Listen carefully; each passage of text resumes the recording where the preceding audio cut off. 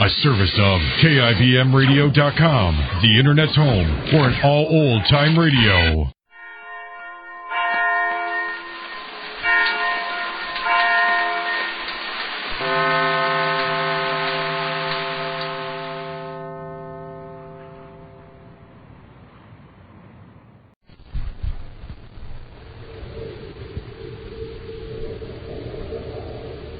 Nestle's Quick for the greatest tasting chocolate milk and those famous Nestle chocolate bars present Space Patrol! High adventure in the wild, vast reaches of space.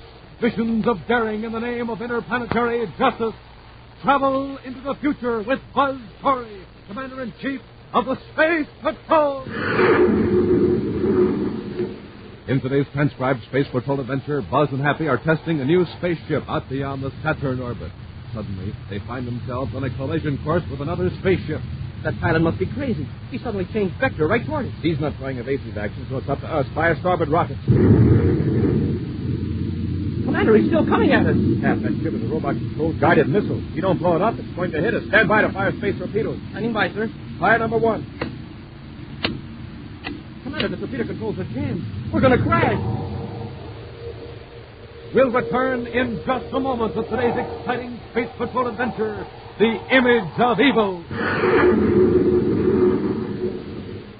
Got big news today, Space Patrollers. Exciting news for all of you. So quick, get pencil and paper and keep them ready by your radios. Because in just a little while, I'm going to tell you how you can get the latest, the greatest, newest surprise Commander Torrey has for all of you. And here it is, the new Cosmic Rocket Launcher. An exact pocket-sized model of the giant rocket used by Commander Torrey in today's Space Patrol adventure. Specially constructed of sleek, durable plastic, this neat rocket is a big 6 inches long with a snap-on double-deck scout car. It's positioned on a brake-proof nylon launching cord 33 feet long for distance flight. You can send it on its way by pressing the trigger on a stainless steel launching gun. And it travels down that cord with trigger-fast speed. Hits the target and wham! Automatically launches the scout car.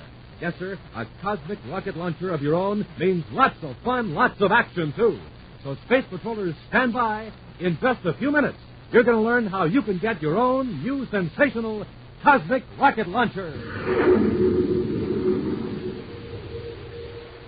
And now today's Space Patrol adventure, The Image of Evil. In his central office in Space Patrol headquarters on the man-made planet Terra, Commander Torrey examines a model rocket ship of unique design. Hearing voices at the door, Buzz carefully places the trim model back into an Endurium case labeled Top Secret. As a civilian literally forces his way into the offices, despite the protest of Cadet Happy. Hey, just a minute. I've got to see Commander Torrey. You can't just barge in here. No one else understands. All right, what's this all about? This man just pushed past the guard at the end of the hall. Now, hold on, one at a I time. tried to It's stop all him. right, Happy. Now, mister, let's have your story. Believe me, Commander, I wouldn't have forced my way in here on purely personal matter. There's something you ought to know right away. Now that you're in here, let's have it. Commander, Prince Poparati has escaped. Prince Baccarati? Why, he's I in the... saw him at the Lowell City Spaceport on Mars. Who are you? You think I'm crazy, don't you? Well, I'm Baron Sarkane of Jupiter. And I can refer you to several prominent people who will vouch for my sanity and my reliability. Mr. Sarkane, I don't doubt your sincerity, but Prince Baccarati is undergoing treatment at the Criminal Rehabilitation Center on Venus. He's been there for months. He won't be released as cured for nearly a year. Yes, I know that. But I also know that the man I saw was Baccarati. Believe me, if there was the slightest doubt, I would merely have reported my suspicion to a minor authority on Mars instead of coming directly to you. If Baccarati had escaped, I wouldn't blame you for being concerned, but I think I can ease your mind. Rehab personnel center will give us an answer. Rehab personnel section, Agent Grayson. Commander Corey here, Grayson. I need some information. Yes, Commander. Where at this moment is Prince Baccarati? Why, he's still in his rehab, sir. Yes, I know, but at exactly what stage of the processing? Check with Venus and call me back immediately. Corey out. Yes, Commander. Now, Mr. Sarkane, if Baccarati had escaped, Rehab Personnel Center would have been notified. Appears I've made somewhat of a fool of myself now. Still, I'd swear the man I saw was Prince Baccarati. Then you knew Baccarati personally? Not intimately. I had no dealings with the man. But I have met him some years ago. He's not the type of man one easily forgets. I agree with you, Mr. Sarkane. However, with several billion people in the solar system, there are bound to be similarities. Yes. I Novich, the Great, in my embarrassment, or relief in knowing that monster isn't loose. My apologies. It's all right, Mr. Smith. Thank you. My apologies to you, sir, for that I Forget it. Goodbye, gentlemen. Goodbye. Poor guy. He really thought he had a hot piece of news. He's not at all the excitable type. Very surprising. Oh, speaking of surprises, I've got one for you, Hap. Open that box. Yes, sir. Hey, top secret. It's all right. You're in. Wow. A model rocket ship. And what a beauty. But what's that other gadget? That's a launching device. This is a model of what you and I are going to test in a couple of days. The cosmic rocket launcher. Oh, so this is the secret project that Saturn tested. Right. An important new exploration and space search tool, Happy. See how the scout car attaches to the under part of the rocket ship? Yes, sir. That scout car can be released to make short auxiliary searches or rescue missions. Here, I'll show you what I mean. I take that book with you. Turn the class cover and hold it out at arm's length. That's on your side, of course. Like this, sir? That's fine. I'll put the rocket ship in the launching mechanism. Oh, it works something like a gun. This model does, yes. Now, I'm going to fire the rocket that book you're holding. Now, watch what happens to the scout car. Hey! The rocket ship released the scout car when it hit the book. Mm-hmm. The release mechanism is in the nose of the rocket ship. Naturally, on the actual ship, the scout car can be released in several different ways. Proximity, ejector, manual controls from the ship or scout car. Oh, it's a wonderful gadget. May I work it once? Certainly, huh? Now, hold it a minute. Headquarters, mandatory here. This is Grayson, Rehab Personnel Center. I've got the data on Baccarati. All right, Grayson. Mr. Baccarati is in the suspended animation section, Venus Rehab Center. Now undergoing stage 5 of the electrical therapy process. Electroresuscitative orientation. No one can get him out of that. Right, sir. That wasn't why your question surprised me a while ago. We've had 4 reports from various parts of the solar system of people who were certain they'd seen Prince Baccarati. Over what period, Grayson? Oh, last 8 days. Oddly enough, those people making the reports weren't in the crackpot category. For all of them to be true, though, Baccarati would have to be on 3 different planets at the same time. Not even equal to that. All right, Grayson. Well, thanks very much. Corey out. Well, that settles that. Arcane sure was imagining things. Perhaps. Just thinking. Baccarati has been out of circulation for months. Now, within a short period, several people think they see him.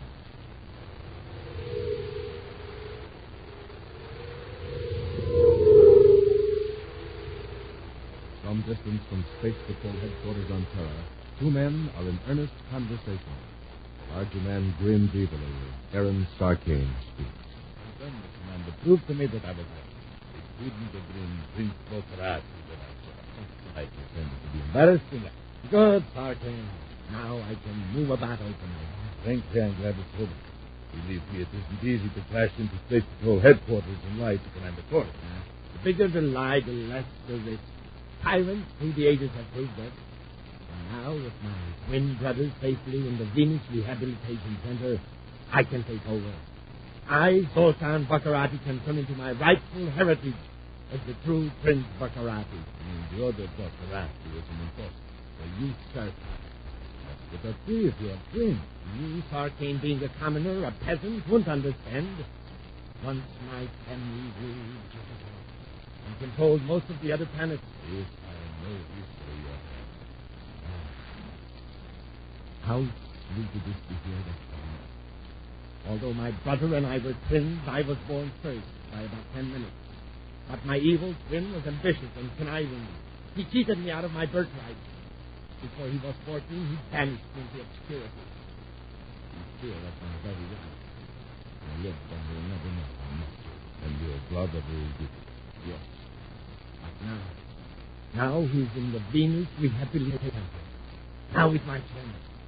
I will become more powerful than he ever dreamed of being. And unlike my brother, I can move freely from planet to planet. Because of your brother? Yes. It took me years to find out. Innocent, law-abiding men who look like me, and my twin brothers. And I have hired men like you to report to the Space Patrol unit that Prince Baccarati has us. And now the Space Patrol is so tired of the reports that even the real Prince Baccarati would appear without being there. I am the real Prince Baccarati? Of course, that's what I mean. Only my brother's secrets are the Space Patrol packet. In the code, the Space Patrol hasn't been able to break, but Wasn't your brother dealing with phonograph test right after he stepped? No.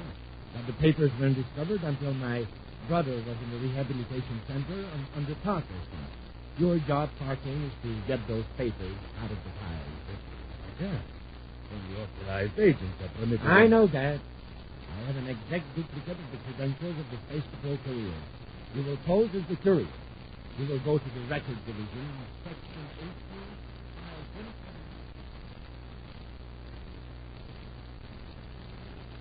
Give me a pain, Commander. They turn in a 10-page report on what I had for breakfast. This one, for example.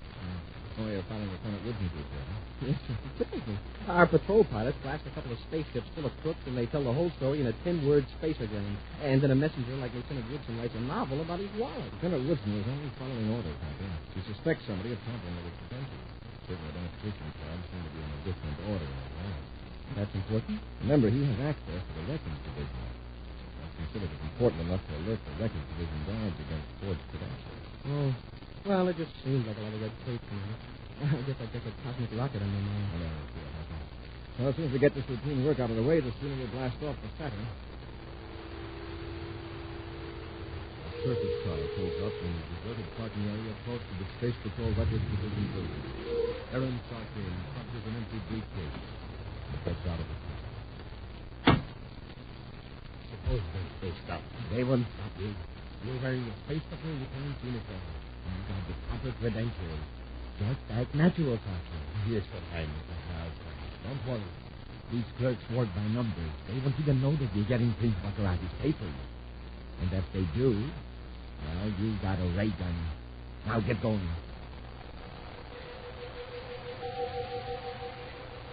A few moments later, in Space Patrol headquarters, Commander Corey and Cadet Happy are reviewing the cosmic rocket launcher operations procedure when the emergency intercommunications alarm sounds. Just a moment, huh? Yes, sir. Headquarters, Commander Corey here. Records Division, Section 18, Technical Sergeant Martin reporting, sir. Yes, Sergeant? Response to alert order HQ 1732 is one way. Go ahead. The courier is here in this section, Commander. Presented identification card number SPC00687. The number on the alert order.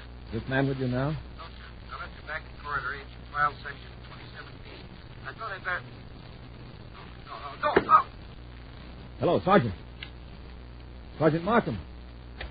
Come on, Happy, and get to the elevator. We're going down to the records section.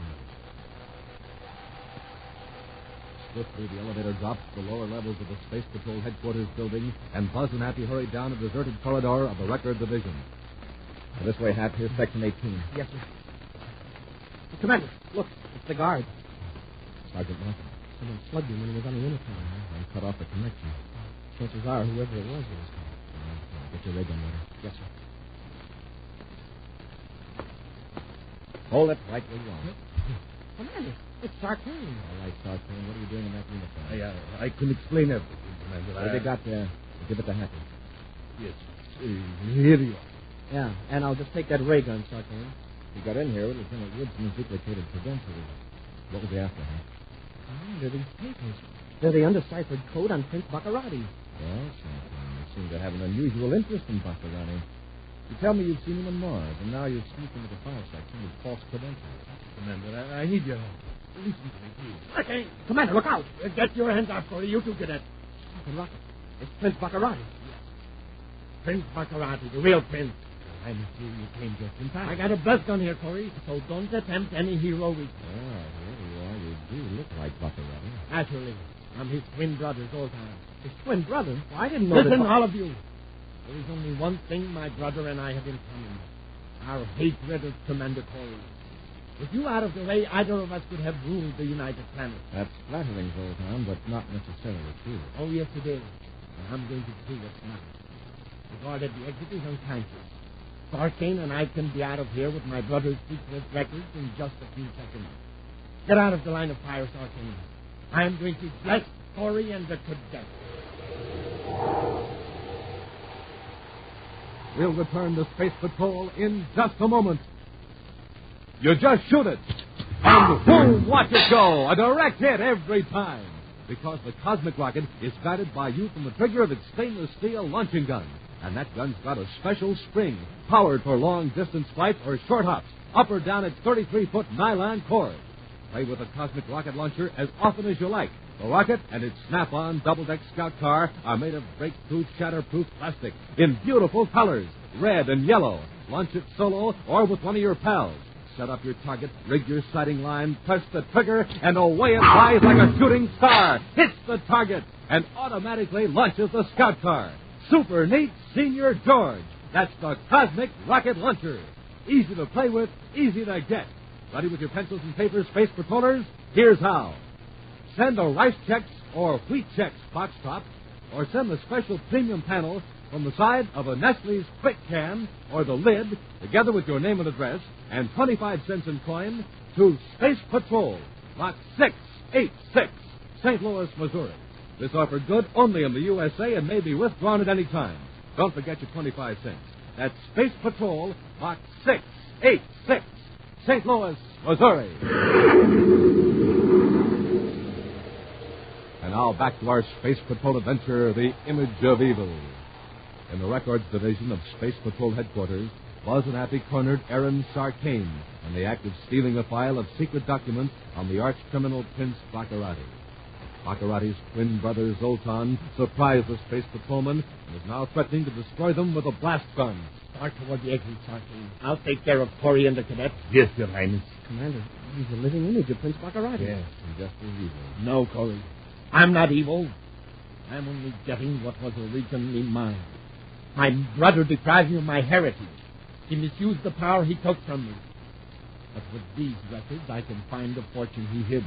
The treasure he concealed on half a dozen planets. We're forgetting those papers are in code. A code that even our top cryptographers couldn't crack.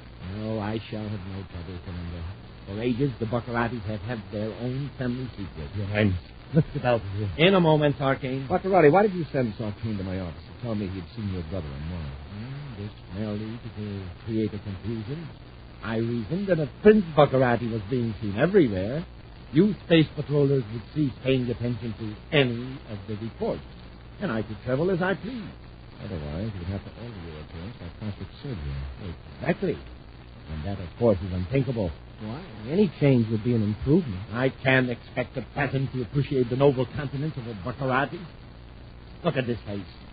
It has the Baccarati brow, the Baccarati nose, the Baccarati chin. I ask you, where have you seen anything like it? On a pack rat in a Venus warehouse. What's that? The general alarm. And you won't be able to escape. The exit is locked. That's impossible. I knocked the guard out with the ray gun. If he doesn't ring in every 3 minutes, the alarm sounds and the exit's locked automatically. I knew we shouldn't have come in. Shut up, Sarkane. Commander Corey and Novelty has a master key. Search him. Yes, Your Highness. I've got it. Now, let's get out of here. Corey, I can't finish you with the blast gun. The guards would hear it. This ray gun will have to do for now. Now, Sarkane, let's get out of here.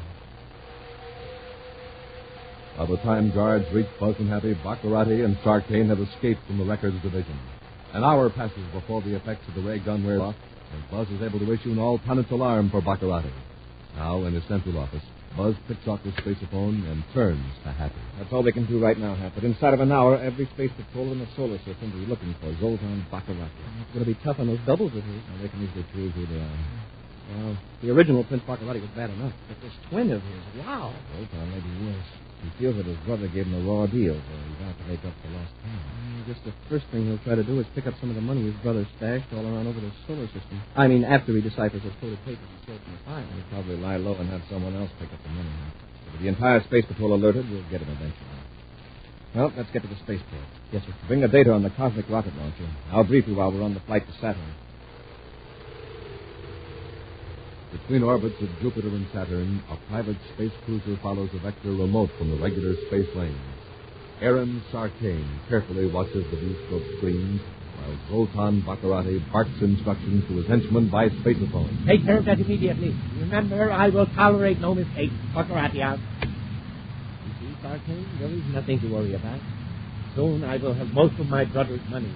And with that, I can rule the universe. But Corey knows you're right. Corey is my chief obstacle. However, he will not oppose me for long. In a few hours, I will be rid of Corey for good. Thank you, Your Highness. I don't like the idea. Your opinion means nothing to me, Sarkane. You are like most men, ruled by fear, limited by a lack of imagination. But I am a Buckaroo. Remember, what is an obstacle to an ant is not an obstacle to an eagle. And I, Arcane, am an eagle. Yes. In a few hours, Corey will be out beyond the southern orbit, testing the cosmic rocket. There is my opportunity to destroy him. One of my spies on Saturn has given me the test vector Corey will use. And you expect me to crash that old robot-controlled cruiser into the rocket? It will be easy. Even if Corey sees the cruiser, he won't expect an attack. Suddenly, it will be upon him. And once the test ship is in range of the automatic target selector, the cruiser will crash into Corey's ship. You can't avoid it. But suppose we blast the cruiser before him? That problem has been taken care of. All right, Tarkin, take me to Jupiter. I'll wait there while you finish Corey. If you follow my instructions, your control ship will never be detected. At the Saturn test base, Commander Corey and Cadet Happy are at the controls of the new rocket ship, ready for blast-off, making a final checkup. Scout car release mechanism in order, Commander. Stand by for blast-off. Standing by, sir. Remember, the first man to recover from blackout presses the automatic space-phone signal to notify base control. Yes, sir. The green warning light from base operations center. At the kickoff buzzer, press the rocket launching control. Up, ship and away.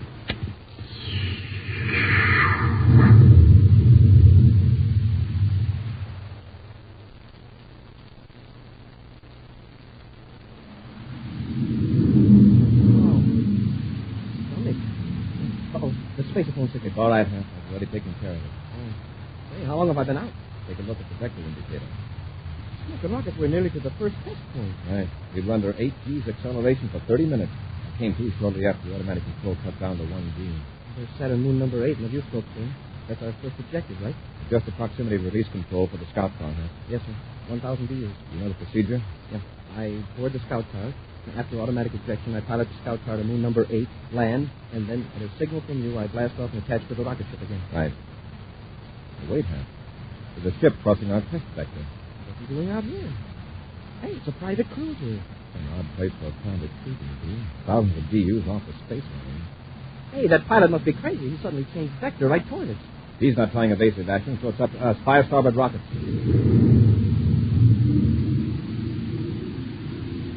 Commander, he's still coming at us. He changed direction just when we did. Yeah, that ship is a robot-controlled guided missile. Somebody's deliberately trying to wreck us. Look at rockets. If you don't blow up that cruiser, it's going to hit us. Stand by to fire space torpedoes. Standing by, sir. Fire number 1. Commander, the firing controls are jammed. We're going to crash. You've got one more trick. How can you trick a missile? We'll throw it a bone. A bone? The scout car. You release the scout car and then swerve suddenly. The robot seeker may hold on to the scout car. We haven't much time, sir. Release scout car. There it goes, zooming out ahead of us. Right for the robot. I'm going to change course. It worked, Commander. The cruiser didn't swerve. It stayed right on the beam, headed for that scout car. Well, that takes care of the robot ship. Yes. The cost of the scout car. I'm glad you thought of ejecting your tires. I'm surprised that robot ship didn't keep on after us. After all, this ship is so much bigger than the scout car. Yes, but when we shot the scout car on ahead, it returned stronger impulses with the robot guiding mechanism than this ship did. Well, somebody certainly doesn't like us. Yes. Anxious to know who it is. It must be fairly close. It'd have to be in order to have brought that robot ship exactly across our vector the way they did. I'll cut on the viewscope scanner soon.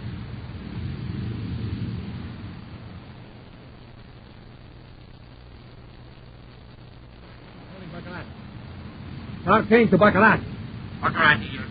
It worked, Your Highness. I just saw the explosion. Very good. Now come to Jupiter immediately. With Corey out of the way, you can start putting my friends in operation. Wait. I just saw something in the viewscope. I don't understand it. It's the rocket. What? It isn't even hard. The rocket you crashed into it. I saw the explosion. Corey must have fixed the space torpedo mechanism. It's blown up the robot. Your Highness, I think he's sighted me. The ship is coming toward me. What do I do now? That is up to you, Arcane. From now on, you're on your own. Goodbye, Arcane. Your Highness, help me, please. Your Highness, please. Gaining on him, Commander. Make a race out of it. It's torpedo mechanism fixed. Keep working on it, Hap. I'll try to contact him.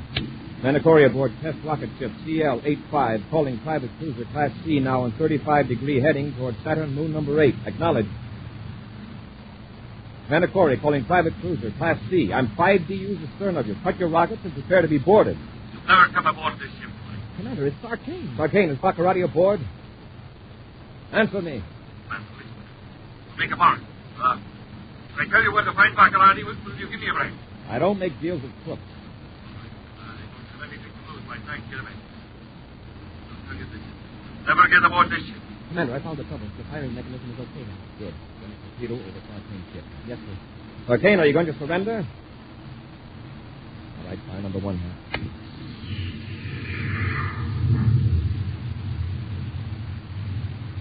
How about it, Sarkane? We can come closer, you know. All right, Hap, fire 2. No, wait. I'll surrender. Hold it, Hap. All right, Sarkane, cut your rockets. Yes.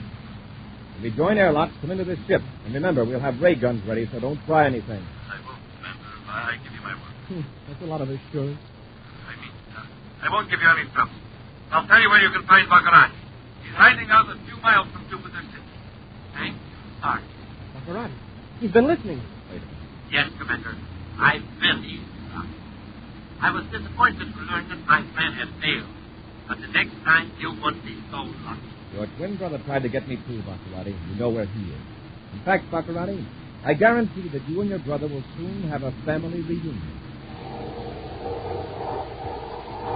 In just a moment, a preview of next week's exciting Space Patrol adventure. Brought to you by Rice Chex and Wheat Chex, the bite-sized cereals in the red and white checkerboard packaging. Wind it up, put it in your pocket, take your own cosmic rocket launcher with you wherever you go. You can do it, Space Patrollers, because that slick-looking rocket and neat double-deck scout car are made of real durable plastic.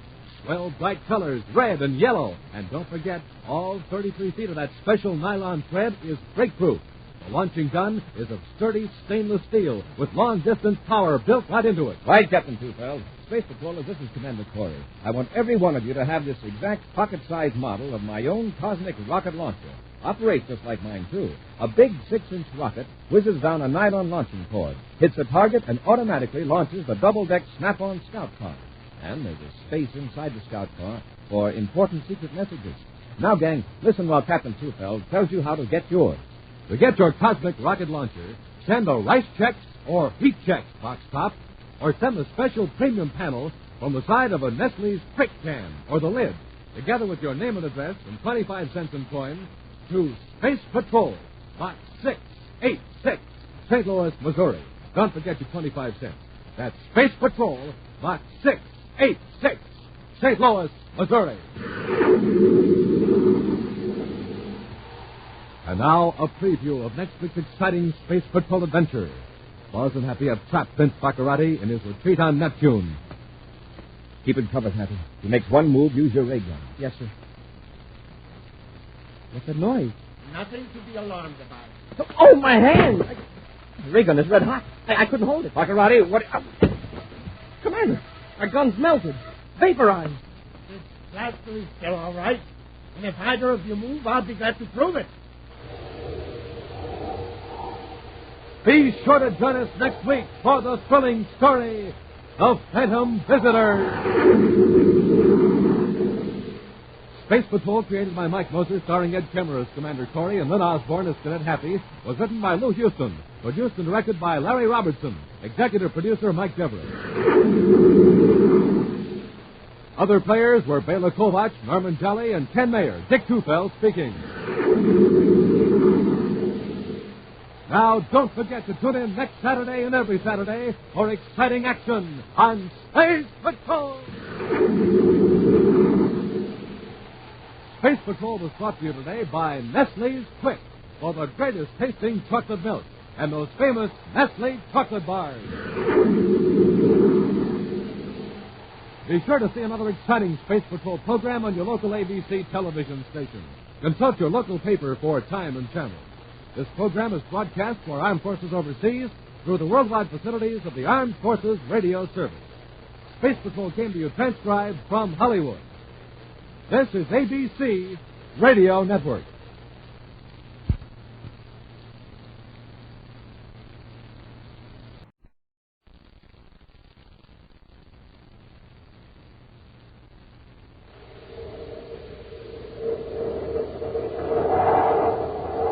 Rice Chex and Wheat Chex, the bite-sized cereals in the red and white checkerboard packages, present Space Patrol!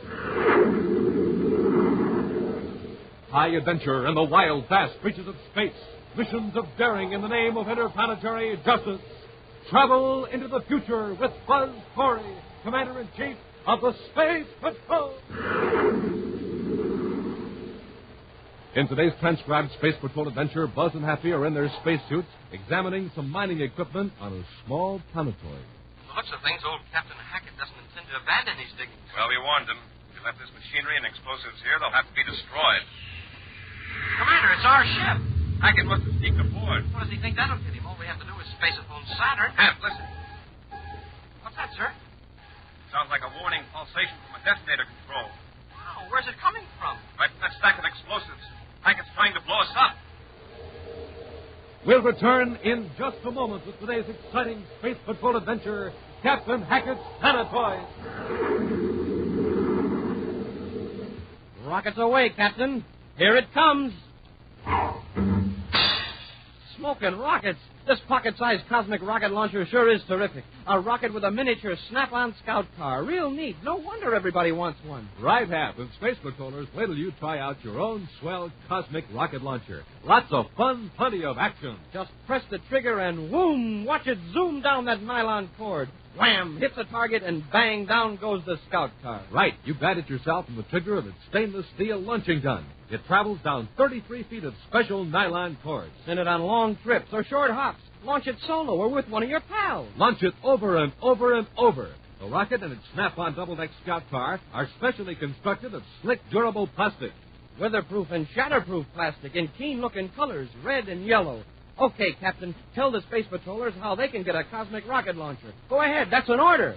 Yes, sir. Just send a Rice Chex or Wheat Chex box top, or send the special premium panel from the side of a Nestle's Quick Can, or the lid, together with your name and address and 25 cents in coin, to Space Patrol, Box 686, St. Louis, Missouri. Don't forget your 25 cents. That's Space Patrol, Box 686, St. Louis, Missouri. This offer good only in the USA and may be withdrawn at any time. Rockets away, Space Patrollers. Send for yours today.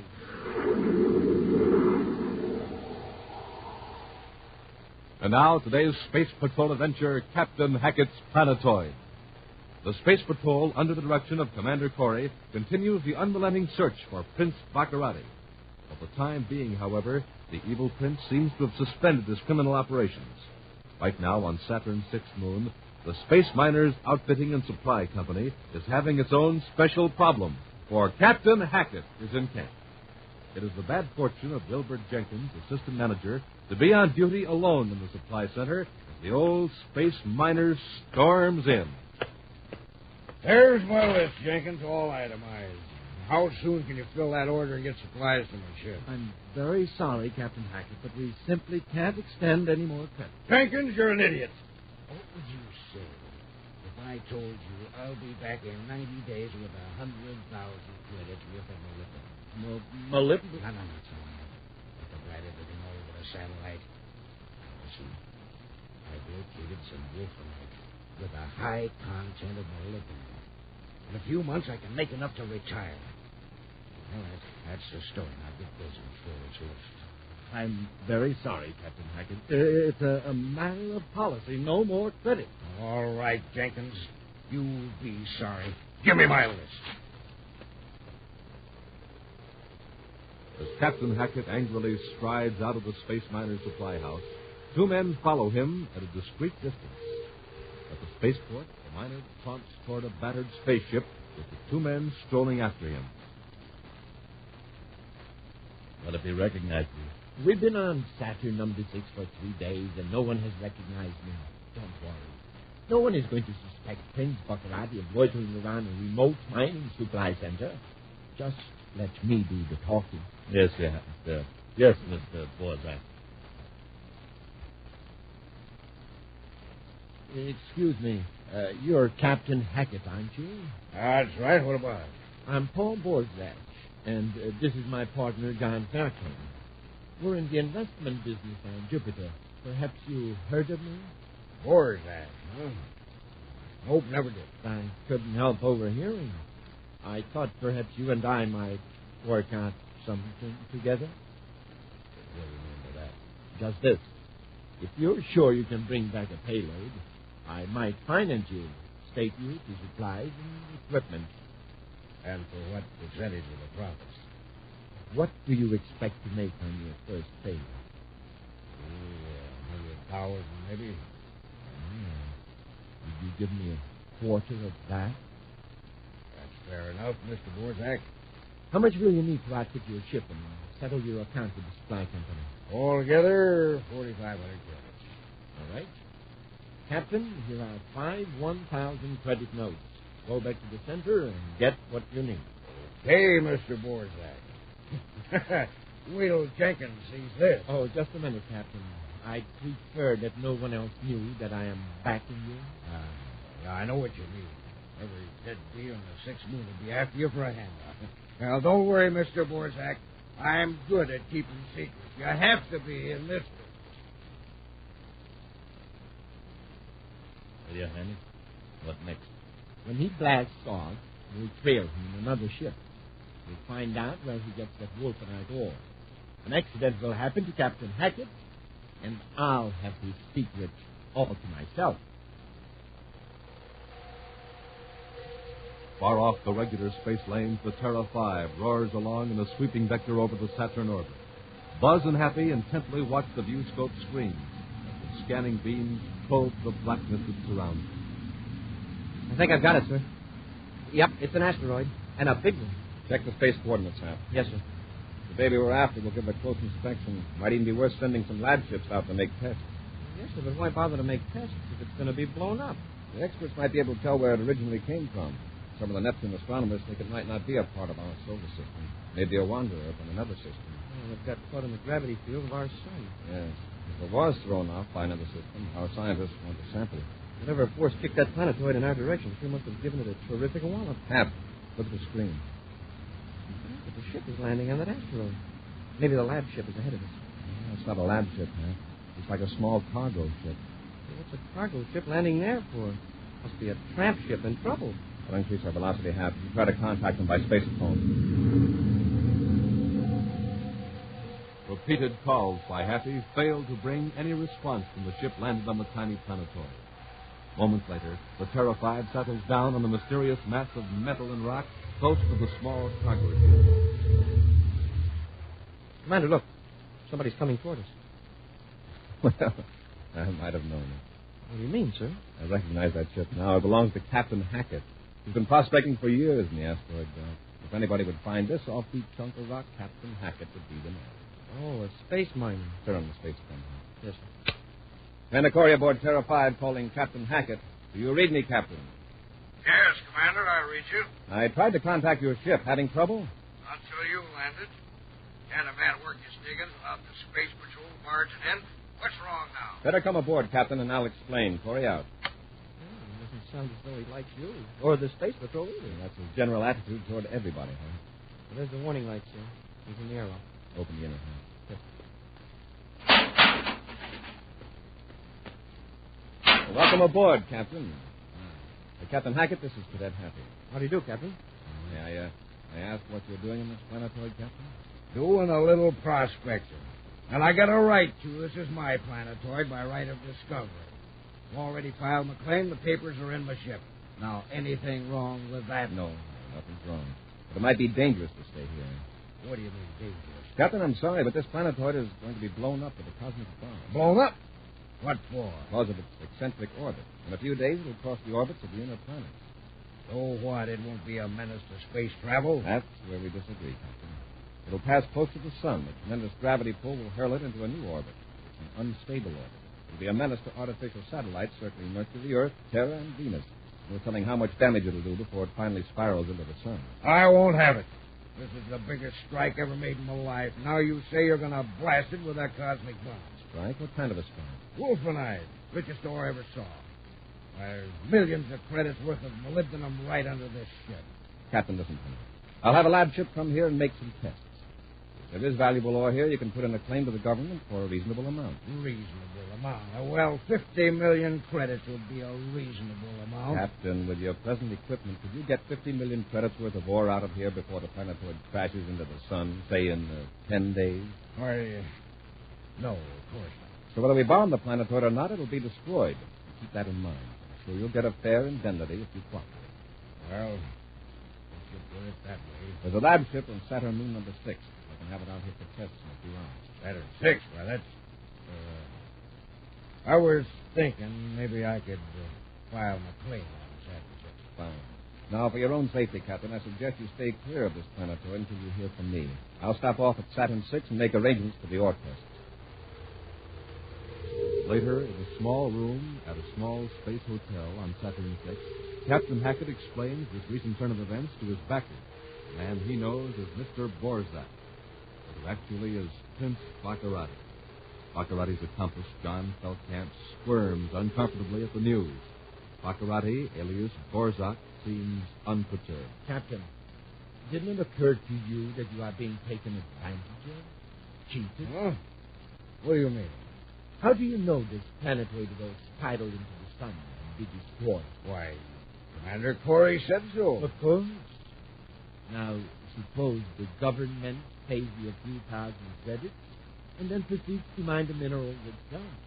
And suppose the planetoid doesn't strike the sun. You will have given away your fortune. Well, Corey always impressed me as being honest. Every man has his price, Captain. And in this case, millions are involved. Now, wait. Corey didn't know there was anything valuable there. Are you sure he didn't? Anyway, isn't that strange that Corey was suddenly so anxious to have you file for damages? Yeah. He wants you out of the way. Cheap and late. Well, I don't know. Captain Hackett, where is your famous shrewdness, your knowledge of man? Why, I heard that nobody could put anything over the intelligent Captain Hackett. Nobody's gonna put anything over on me, especially the Space Patrol. I'll fix them. I won't sign anything. And what's more, I'll take care of Corey. See you later, gentlemen. Oh, wow. Captain's really mad. Yeah, but how's that going to help us? You know Corey wouldn't lie. Space Patrol really will blow up that planetoid. Of course. We'll lose out on a valuable ore. But we'll soon be rid of the fortune. I don't get it yet. Captain Hackett is furious. He'll go all over the supply center making threats against Commander Corey. Yeah, but he won't carry him out. He's just a big bag of wind. Yes. But suppose something does happen to Corey, who do you think will be blamed? Your Highness, you're a genius. Near the spaceport on Saturn 6 is a small building reserved for Space Patrol personnel. After arranging for a lab ship test of Captain Hackett's planetoid, Buzz and Happy say goodnight in the corridor, and Buzz goes to his room. As he turns on the light, a man wearing the mask points a paralyzer ray gun at him. Hold it, Corey. Hold it, Corey. There was it. Now watch this closely, Commander. There's nothing you can do except look. You know what this is? The gas cylinder. Full of tetramethanite gas under pressure. Used in mining operation and it's poison. You didn't know that before. You will in a moment. Put the cylinder on the floor. Excuse me. This gas works fast. Goodbye, Commander.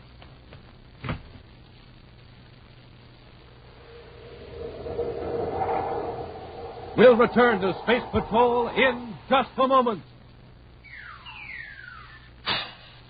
Wow, Captain Two-Fell. Our cosmic rocket launcher sure went traveling that time. Yes, sir. Space Patroller used all 33 feet of launching cord. Hey, let's make this trip a short one, okay? Okay. All set? Here goes. You see, Captain? A direct hit. Yes, a direct hit every time, Space Patroller. Hey, do you want to launch it solo for a while? You bet. Gang, you can have the same kind of neat fun my pal and I are having right now with a cosmic rocket launcher like ours. Now, the rocket is 6 inches long with a snap-on double-deck scout car, specially constructed of shatterproof red and yellow plastic. You rig it on a break-proof nylon cord, and you get 33 feet of it for long trips or short hops. You launch it by pressing the trigger on a stainless steel launching gun. Down that cord it whizzes with lightning-fast speed, hits its target, and automatically releases the scout car. and say there's a secret place in the scout car for secret messages. Space Patroller, here's the message I've got in my scout course for all of you from Commander Corey. Read it to him, Captain Two-Cell. To get a super keen cosmic rocket launcher of your own, just send a Rice Chex or Wheat Chex box top, or send the special premium panel from the side of a Nestle's Quick Can, or the lid, together with your name and address, and 25 cents in coin, to Space Patrol, Box 686, St. Louis, Missouri. Don't forget your 25 cents. That's Space Patrol, Box 686, St. Louis, Missouri.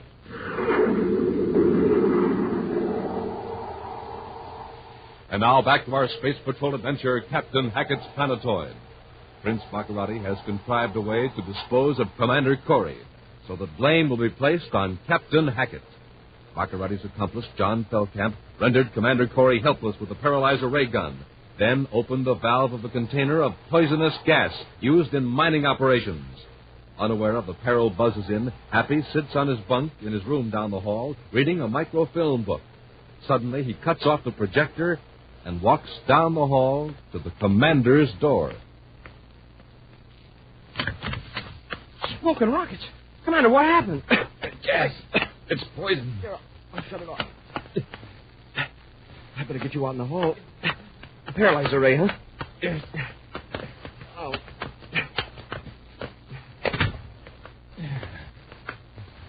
That's better. You got here just in time, Happy. I forgot what time you wanted me to report in the morning. I just came down to find out. Well, there's one time I'm grateful for your lapse of memory. Same here. Who did it? I couldn't tell. He was wearing mining clothes. He wore a mask. You can look through me now. Hope I can stand up on it. Yes, sir. What kind of gas was that?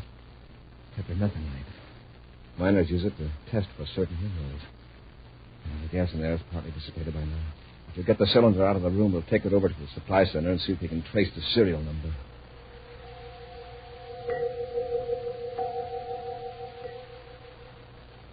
Yes, Commander. That cylinder was bought here at this store. Here's the card. You see, here's the serial number, the date of purchase, and the name of the purchaser. Fine. Who bought the cylinder? Oh, Captain Hackett. Captain Hackett? Well, Hackett seems to be getting careless with his supplies. Well, come on, Happy. Let's get back to our quarters. Thanks, Mr. Jenkins. Anytime, Commander. Commander, Hackett must be crazy to do what he did. It wasn't Hackett, Happy. Sure, I'd recognized Hackett's voice. But, Commander, when we last saw Hackett, you and he were almost pals. Why did he change? Let's ask Hackett. He's probably headed for his planetoid. Sir, the ship's not ready. The maintenance crew will be working on it for another 3 hours. We'll check out in a small lunar job.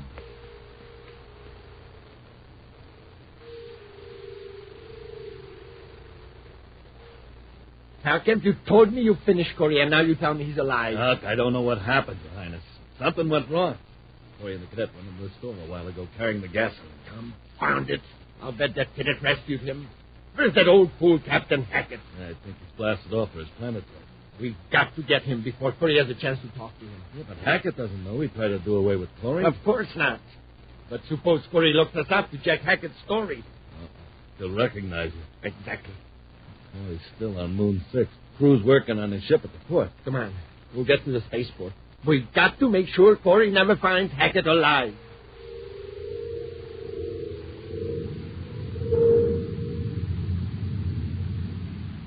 There you are, Your Highness. That's Hackett's planetoid. Are you sure that's the one? Yeah, of course. I told you I located it when I trailed Hackett the other day. Well, what's our procedure? Land, take him aboard, and then dispose of him later? No. The Space Patrol would find his ship and wonder what became of him. We'll finish him right there on the planetoid. That's worse. They'll know what happened to him then. We'll make it look like an accident. Hackett must have explosives in his ship or around his diggings. Everyone on Saturn VI knows he's wiped out, angry. How natural to assume the captain got careless. Now you're talking. That'll solve everything.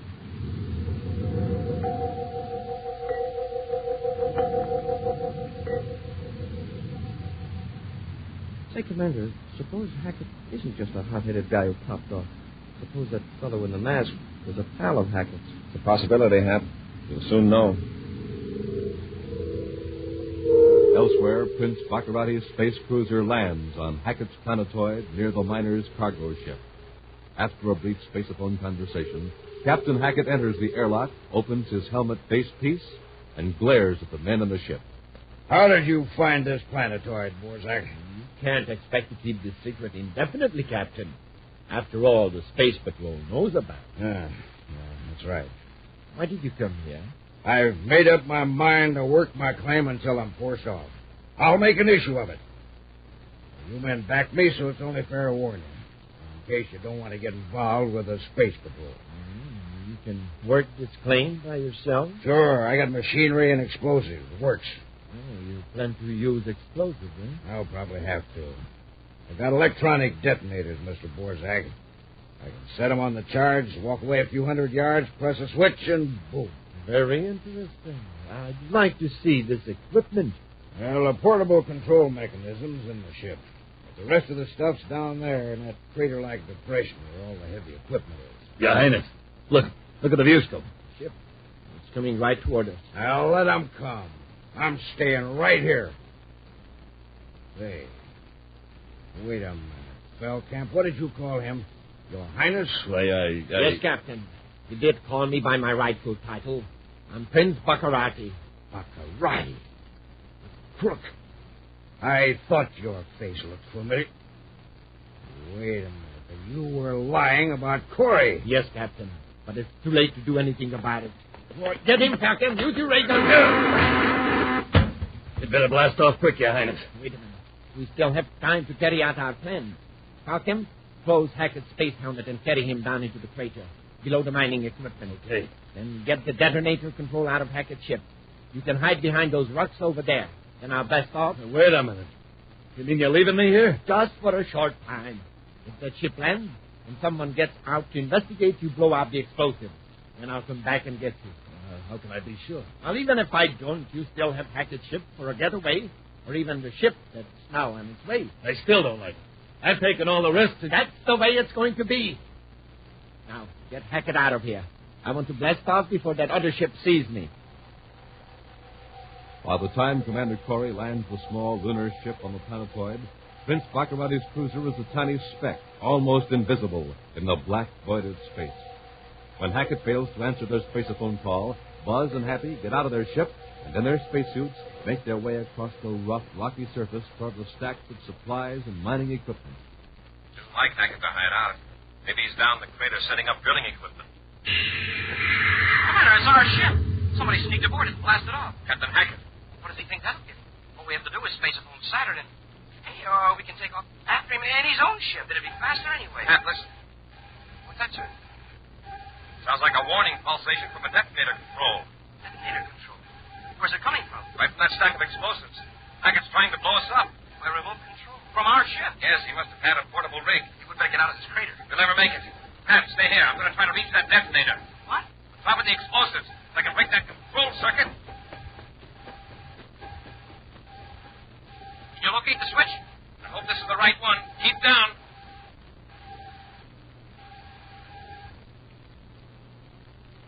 Commander, the signal stopped. If nothing happens in 5 seconds, we're safe.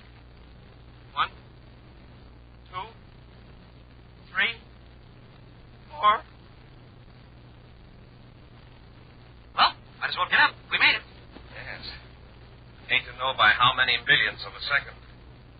Well, you're taking this calmly. Well, I figured you knew what you were doing. Now... Hey, Commander, look. Somebody at the bottom of the crater. Come on, Hap. Sir, if that was Hackett that blasted off in our ship, well, then who's this? I think I recognize that spacesuit, Hap. This is Captain Hackett. It is? Well, then who tried to blow us up? Who blasted off in our ship? Somebody who wanted us and Captain Hackett out of the way. Feldkamp calling Prince Baccarati. Feldkamp calling Prince Baccarati. Put up your spaceophone, you fool. I'm coming back. But something went wrong. There wasn't an explosion. Corey's still alive. Baccarati, you hear me? I'm in one of those slow lunar-type ships. Come back. Pick me aboard your ship. Your Highness, come back. I have no time for bunglers. Baccarati out. Prince Baccarati, Your Highness, help me. Hackett may still be alive. We'll get him aboard his ship and blast off after that lunar job.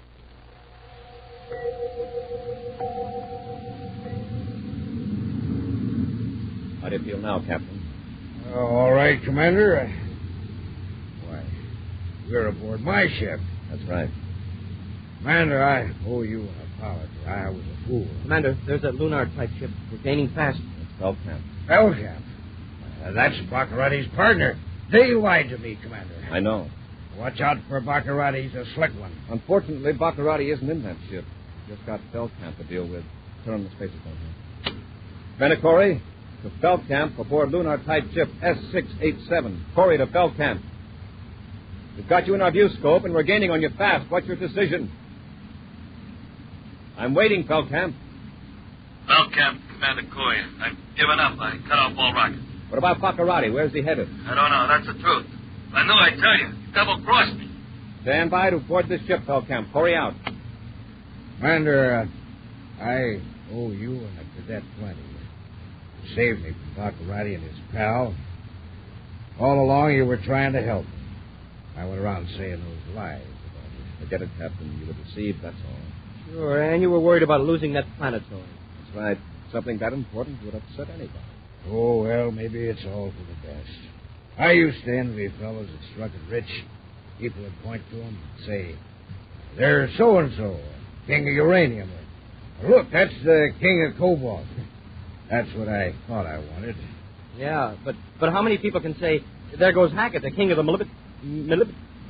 No, Happy, it's molybdenum. Molybdenum. Modilla.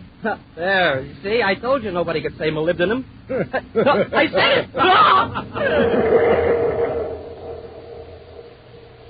In just a moment, a preview of next week's exciting Space Patrol adventure, brought to you by Nestle's Quick, for the greatest tasting chocolate milk and those famous Nestle's chocolate bars.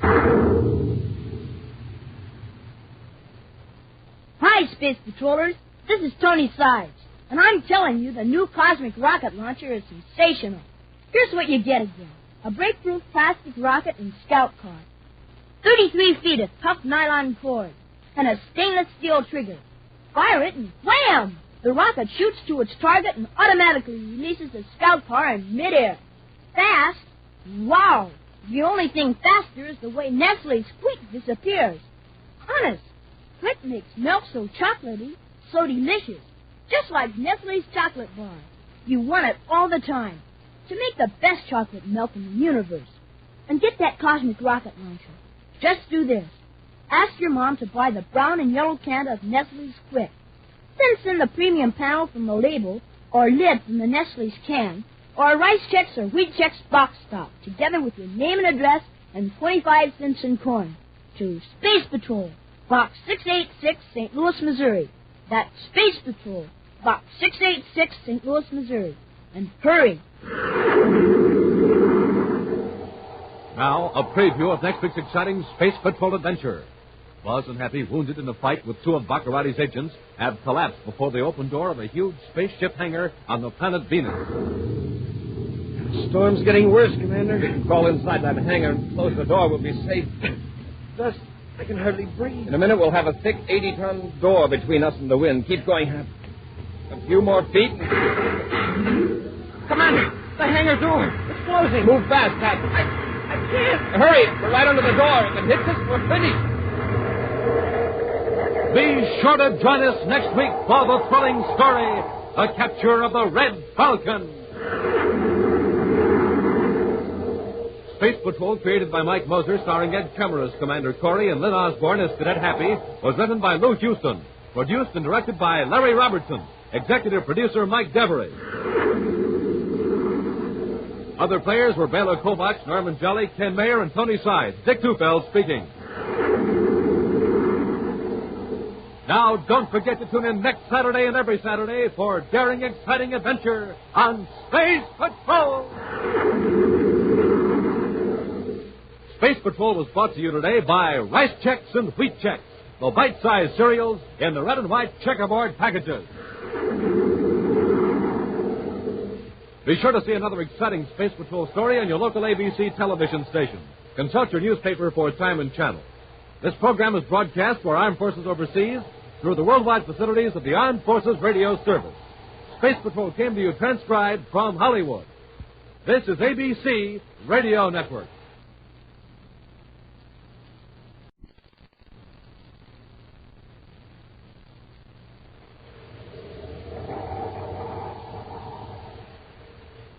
Rice Chex and Wheat Chex, the bite-sized cereals in the red and white checkerboard packages, present Space Patrol!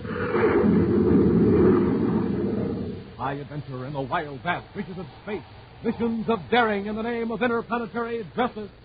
Travel into the future with Buzz Corey, Commander-in-Chief of the Space Patrol! In today's transcribed adventure, Buzz and Happy have just made an amazing discovery in an unexplored region of the planet Earth and are now descending a mountain with their spaceship carrying a metal chest. I'd like to open this chest right now. Maybe it'd explain the whole mystery. From the looks of it, we'll probably have to use an atomic torch. I just think if it hadn't been for that earthquake, the secret would have never been discovered. Just that. It'll be tricky getting around this overhang. If we drop this box, it'll go shooting down the mountain like... Hey, Commander, what's that? I don't know. Some of these tropical birds make some weird noises. Pat, look above us. The rock's giving way. Oh, the rocket's another quake. We've got to get away from here fast. The whole top of the mountain's coming down on us.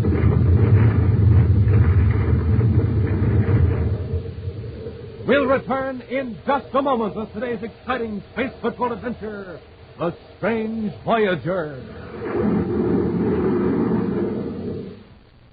Space Patrollers, this is the very last time we can offer you our sensational cosmic rocket launcher. Right, Hap? Right. So if you haven't sent for yours yet, you better do it right now. Gang, you can float it or fly it.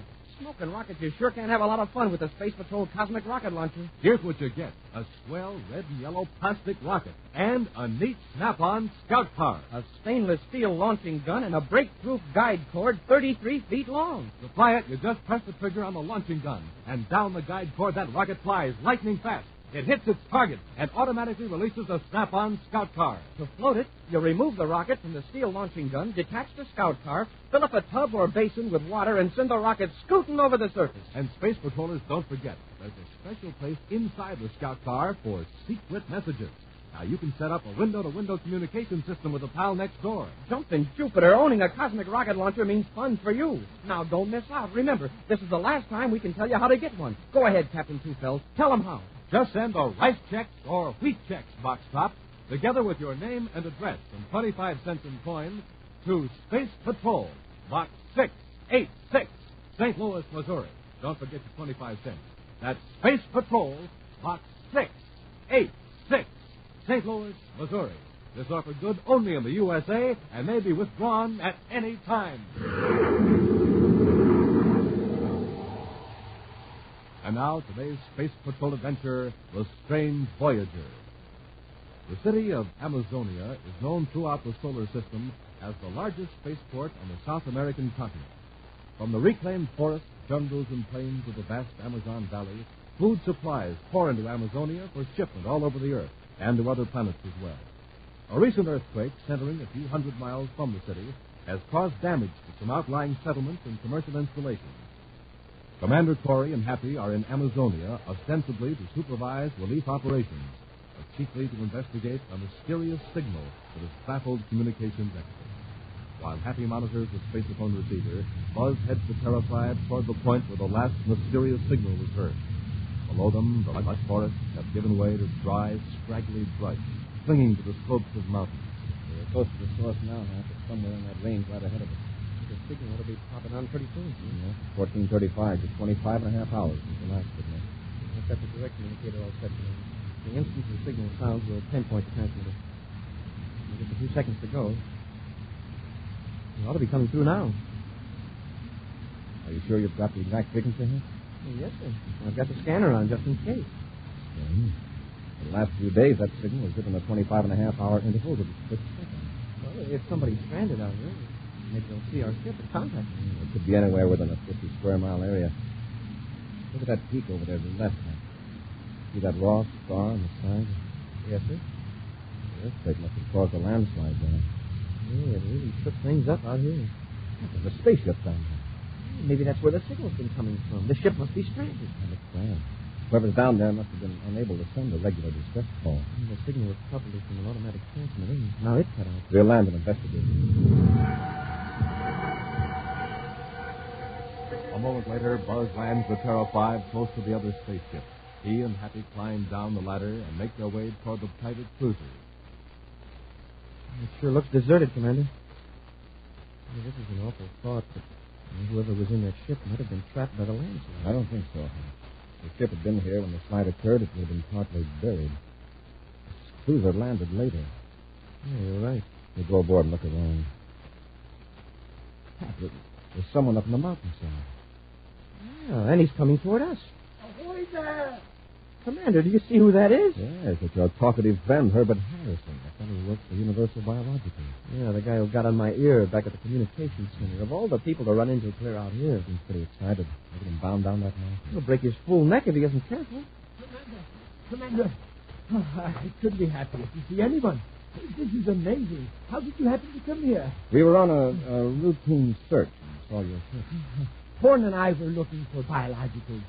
Porn is my pilot. We were landed here to get some soil samples, and we came across this thing up there. Now, calm down, Harrison. What thing? Oh, wait till you see it. It's in sort of a cave. Porn's out there now. What's up there? Oh, you won't believe it till you see it. Come on. Oh, well, can't you tell us what it is, Mr. Harrison? All I'm going to say is prepare yourself for the captain. But here we are, Porn. Gives me the fidgets. Oh, Commander Corey, this is Matt Porn. Matt, this is Cadet Happy. How do you do? Now, what's this mystery? Right there, just inside the cave.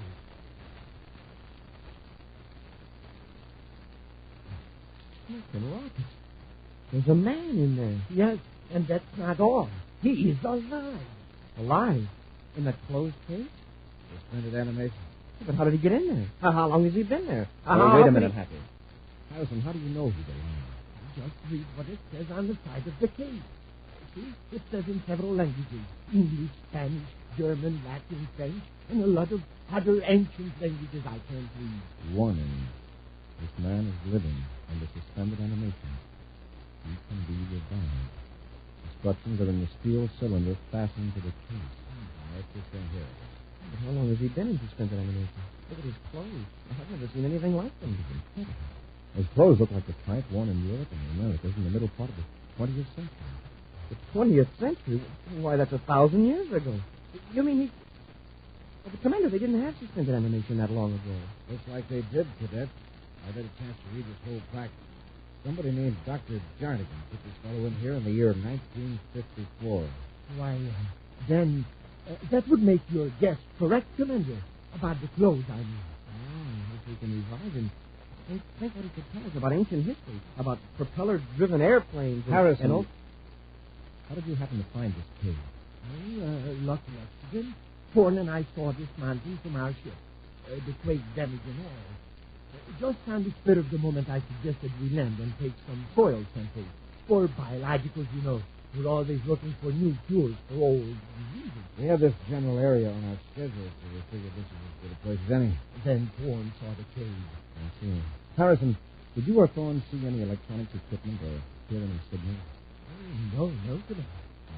After the step down the mountain by the landslide, and operated for a few days before it cut out. Sure. We'll probably find it buried at the base of the mountain. We'll worry about that later. The important thing right now is to get this man to a well-equipped medical center and revive him. If he can be revived. Porn and I will do anything to help, Commander.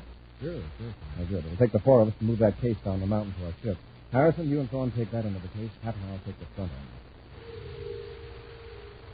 Carefully, the four men carry their strange burden down the side of the mountain toward the spaceship. At last, the precarious journey is finished. And Buzz orders them to set the case down beside the Terra fire. Set him down easy, man. Catch my breath and put him aboard the ship. Well, Commander, I suppose you'll be taking this fellow to Amazonia, to the hospital there. Well, that's the nearest place, but the Terra Medical Center is much better equipped. Huh? Oh, that box in the cave. What's that? A large chest of some kind back toward the rear of the cave. Didn't you see it? Come to think of it, I remember something back there. And even if it's not needed to revive this man, it might contain valuable information. Now, let's get this man on the ship, then we'll go back after that chest. All right, all together now. Thorne, watch out, huh? Oh, my hand. What's the matter? Lizard had bit me on the hand. I tried to warn him, sir. The lizard was right there by the corner of the cave. That's a poisonous variety, Thorne. We'll have to have that hand attended to right away. Have to go aboard the ship and get the first aid kit. No, I'll be all right. That bite could give you a lot of trouble. It'll take a minute to run a blood test, and we'll know how to treat it. No, never mind. I'll be okay. Commander, I'll take care of it. After all, my firm manufactures miracle drives. I'll see that Thorne's handles taken care of. I have complete facilities aboard my ship. Sure, Mr. Harrison will fix me up. Of course. In my work, I have to be prepared for poisonous insects, plants, reptiles, everything. Thorne has had worse accidents than this. That's right, Commander. I'll be okay. All right, Harrison. You fix Thorne's hand. Captain, I'll go after the chest. Come on. Yes, sir. Nice work. As soon as we get out of sight, we'll load the case in our ship and blast off. Wait. We've got to make sure no one will ever look for us or for our sleeping friend. And then get rid of Corey and the cadet. Here, now the backs are clean. Use the disintegrator. Don't be a fool, Thorne. I'll wait till they're on their way with the chest. Then I'll use the disintegrator to start a landslide. And then it'll look like an accident. Exactly. Now get in our ship and free that hand of yours. I'll dispose of Corey, and no one will ever know about the secret in the case. We'll return to Space Patrol in just a moment.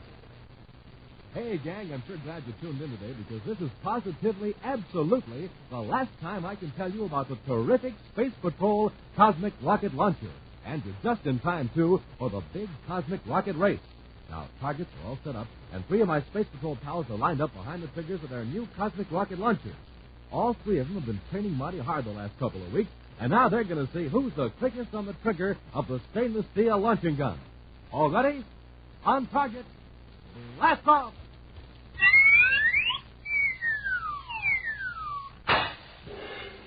Wow, Space Patrollers, you should have seen it. 3 rockets traveling down 3 guide cords hit the target and wham, automatically released the scout cars. And was it a close race? Say, here comes the winner. Let's ask him out. He got so fast on that launcher trigger. Practice, Captain. He fell over and over. The rocket and snap-on scout car are breakthrough plastic. You can shoot the rocket as often as you like. And the nylon launching cord, that's breakthrough, too. As for real trigger action, there's plenty of it. Packed right into that steel launching gun. Yes, you bet there is. And Space Patrollers, you're in for plenty of action, too, when you get a cosmic rocket launcher of your very own. But you better hurry, because this is the very last time I can tell you how to get one. Yep, the last time on Space Patrol for the cosmic rocket launcher. So right away, today, send a life check or fleet check, box top, together with your name and address, and 25 cents in coin, to Space Patrol, Box 686, St. Louis, Missouri. Don't forget your 25 cents. That's Space Patrol, Box 686, St. Louis, Missouri, and hurry! And now back to our Space Patrol adventure, The Strange Voyager. An earthquake in the interior of the South American continent on the planet Earth has uncovered a secret cave. In the cave, Buzz and Happy have found a transparent plastic case containing a man who, according to an inscription, has been in suspended animation for 10 centuries. With the help of Herbert Harrison and Matt Thorne, who claim to be employees of a firm specializing in biologicals, Buzz and Happy carry the case down the mountain to their spaceship. Then the 2 space patrollers return to the cave to retrieve a metal chest. Right now, Buzz and Happy are working their way down the mountain with a heavy box, unaware that Harrison plans to cause a landslide with a disintegrator. Watch your step. It's going to be tricky getting around this overhang. Yeah, if we drop this box, it'll go bouncing down the mountain like... Commander, what's that? I don't know. Some of these tropical birds make some weird noises, but... Cap, look up above us. The rock's giving way. It's another quake. The whole top of the mountain's coming down, and I'm pressed back against this overhang. What if the rock doesn't hold? It's our only chance. Hold tight.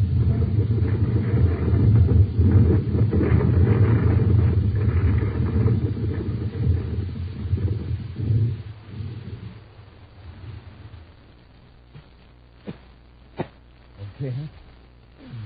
A miracle. Yes. This overhang must be rooted in bedrock.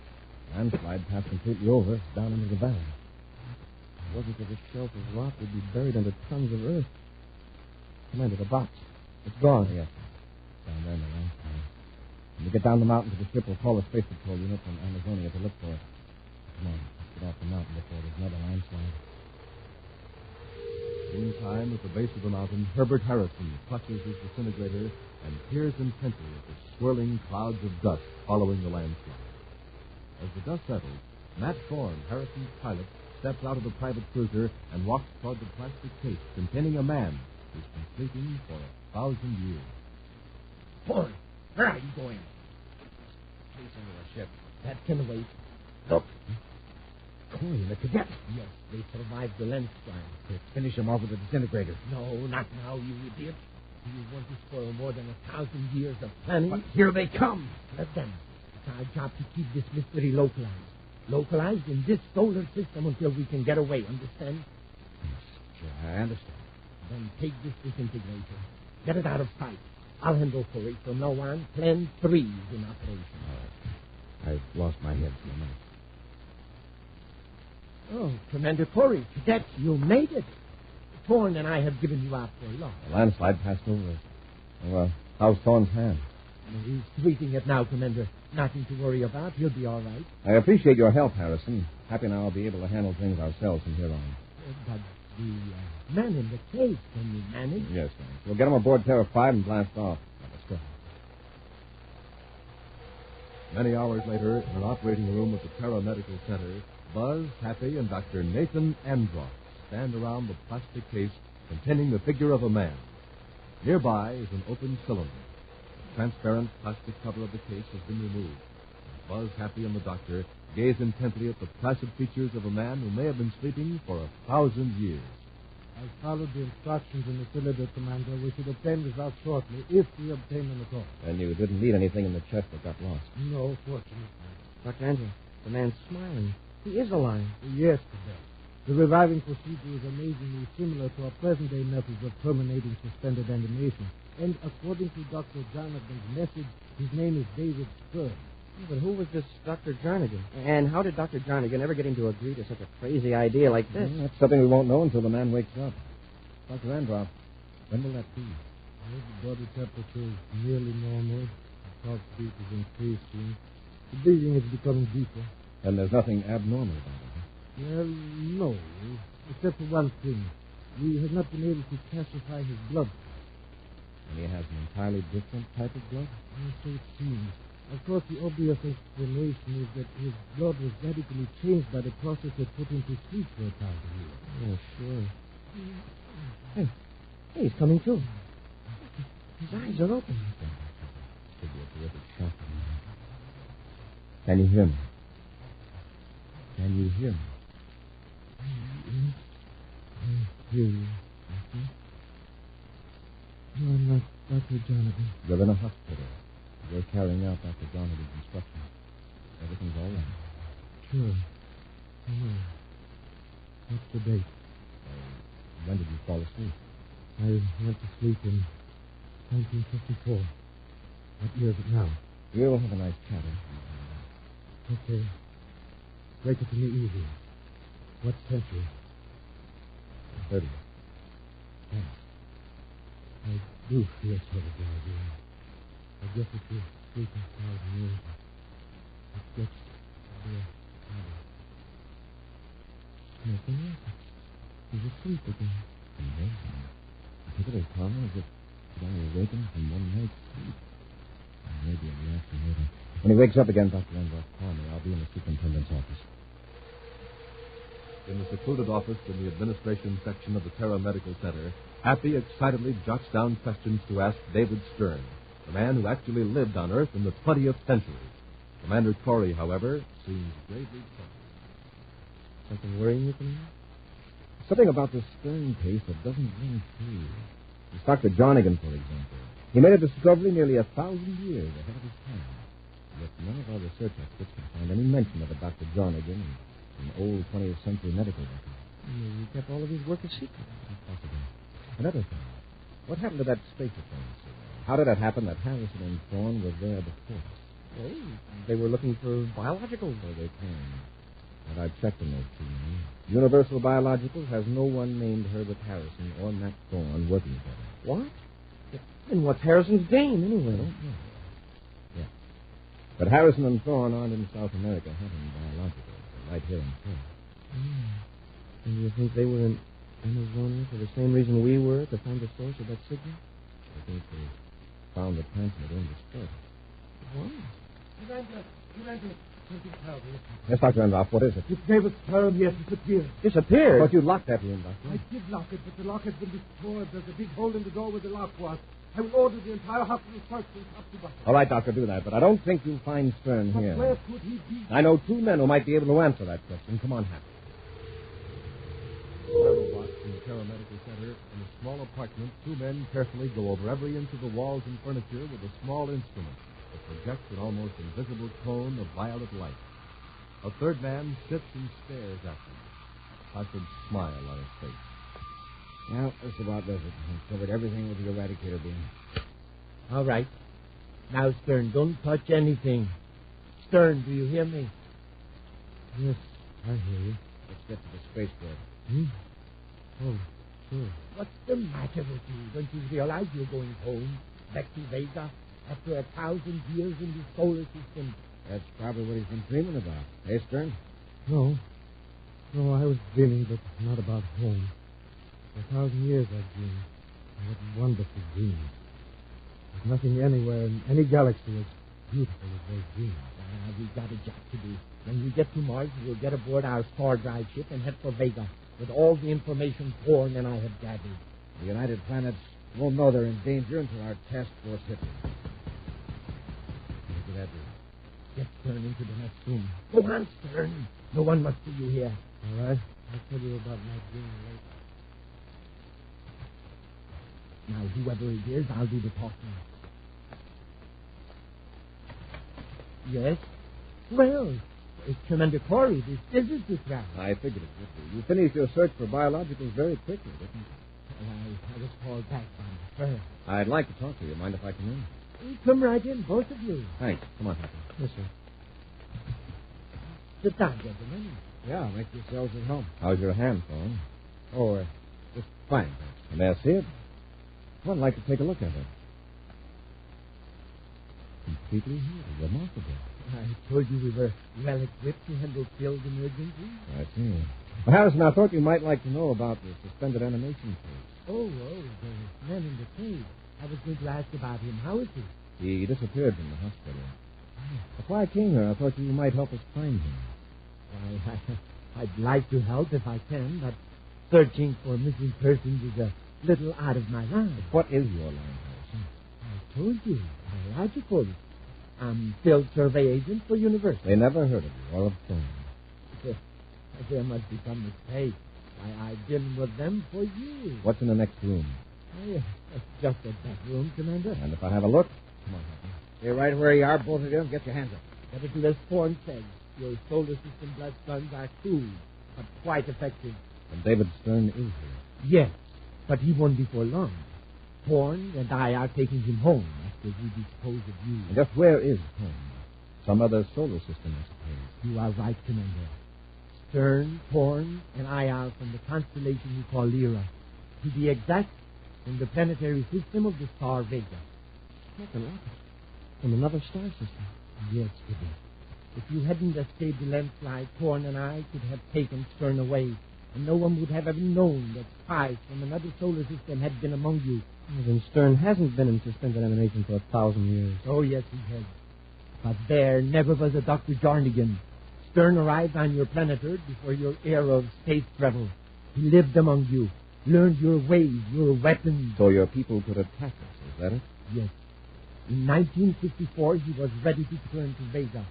But this star drive wouldn't function, so he destroyed the ship and concealed himself in that mountain under suspended animation. And why all this hocus-pocus about Dr. Jarnigan and hiding the instructions in the cylinder? In case Stern was ever found, we wanted no one to suspect he came from another solar system. What about the spacephone signal? Is that what brought you here from Vega? No. Thorne and I have been here for about 2 years. The earthquake in South America opened Stern's hiding place. Harris and I were on Mars at the time. We picked it up and came here to get Stern. Then you destroyed the transmitter. No, it was destroyed automatically when we were within a few yards of it. That was part of the original plan. There must be nothing to suggest that David Stern was not of the solar system. The transmitter, because of its unique design and strange materials, would have given away our secret. And Happy and I are the only people in this system that know about the coming attack from Vega. That is correct. In a moment, both of you will disappear. be disintegrated. Then when Stern and Thorne and I arrive at Vega with our data, our task force will blast off to counter you. When do they expect you? They don't. Thorne and I are one of 100,000 units, scattered all over this galaxy. We are regarded as lost until we return. Let's finish them off and get going. All right, Thorne. I'll get the disintegrator. In the room with Stern. Keep them covered, Thorne. I'll be right back. Pat, get Harrison. I'll handle Thorne. Yes, sir. Drop that blaster, Thorne. Stern, get the disintegrator. Stern, do you hear me? I'm here, Harrison. Let them have it. I'll take care of everything, Harrison. Break loose, Thorne. Break loose so Stern can use the disintegrator. Let's go. Hurry, Stern. Let them have it. Sure. Everybody, stay right where you are.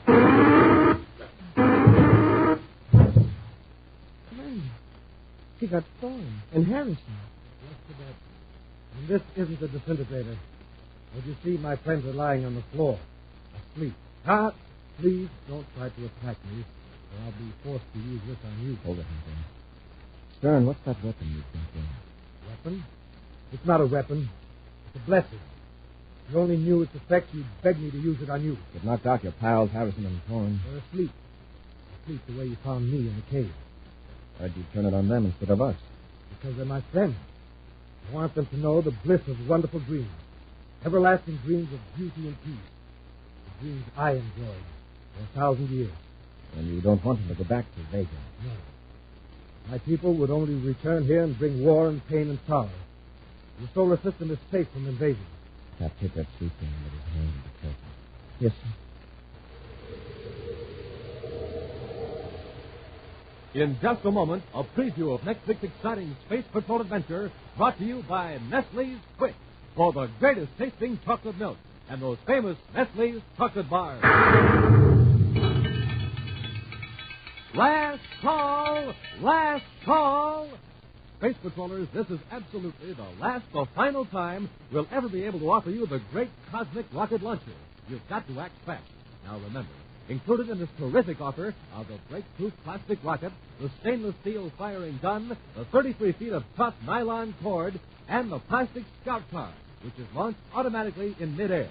Yes, you get all of them, and here's what you do. Ask Mom to get the big brown and yellow can of Nestle's Quick, the product that makes the richest, most delicious chocolate milk in the universe. Then you send the special premium panel from the label, or the lid from the can of Quick, together with your name and address and 25 cents in coin, to Space Patrol, Box 686, St. Louis, Missouri. That's Space Patrol, Box 686, St. Louis, Missouri. And do it right away, because this is the last call. Last call. And now, a preview of next week's exciting Space Patrol adventure. Buzz and Happy are locked in an airtight chamber on Neptune's third moon by a criminal trying to force them to reveal Space Patrol's secrets. Rorschach must be crazy. Just locking us up in here isn't going to make us talk. Listen. Hear that? Yes, sir. Sounds like some sort of a pump. You notice anything about the air in here? Well, now that you mention it, it's sort of hard to breathe. They're pumping the air out of the chamber. We've only got two choices. Press the alarm button or suffocate. Be sure to join us next week for the thrilling story, The Red Demon of Venus.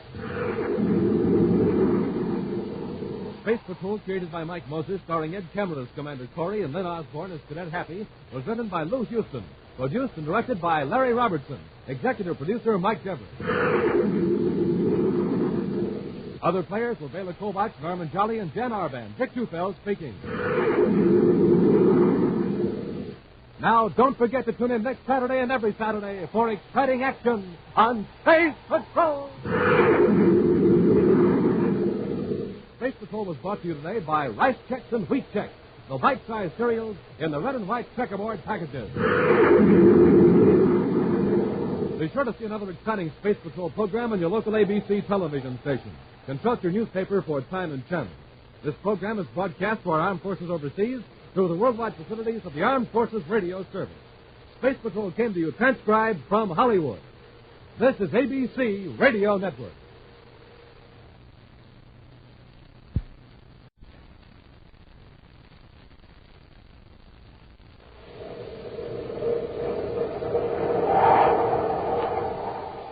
Nestle's Quick for the greatest tasting chocolate milk. And those famous Nestle's chocolate bars present Space Patrol! High adventure in the wild, vast reaches of space. Missions of daring in the name of interplanetary justice.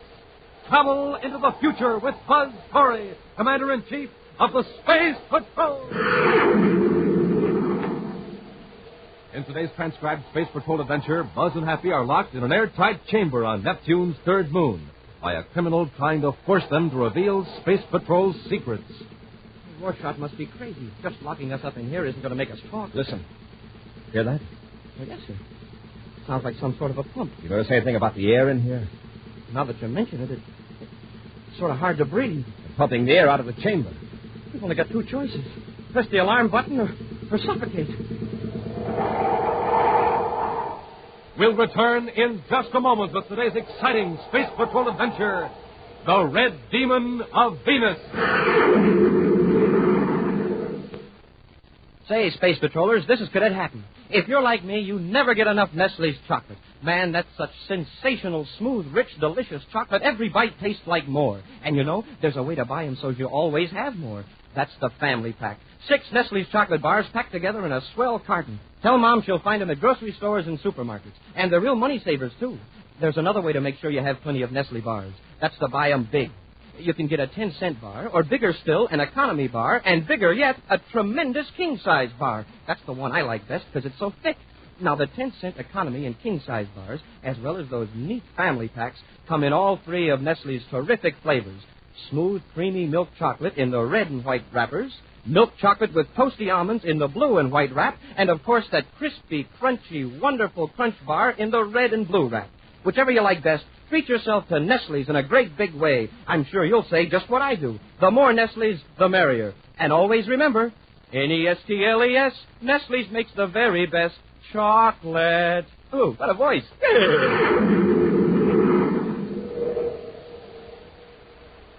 And now, today's Space Patrol adventure, The Red Demon of Venus. Commander Corey and Cadet Happy have landed the Terra 5 on high ground at the center of a small island in the Venus marshes. They're searching for Nelson Tanagru, a Space Patrol secret agent who's not been heard from for 3 days. Right now, Buzz and Happy make their way through the thick vegetation toward the eastern shore of the island to locate the tiny shack Tanagru has been using as a base of operations. Maybe that gang Tanagru was after located him before he got them. It's something pretty serious, so we'd have heard from him. He's got a spacerphone. I think I see the shack. That's it. Come on.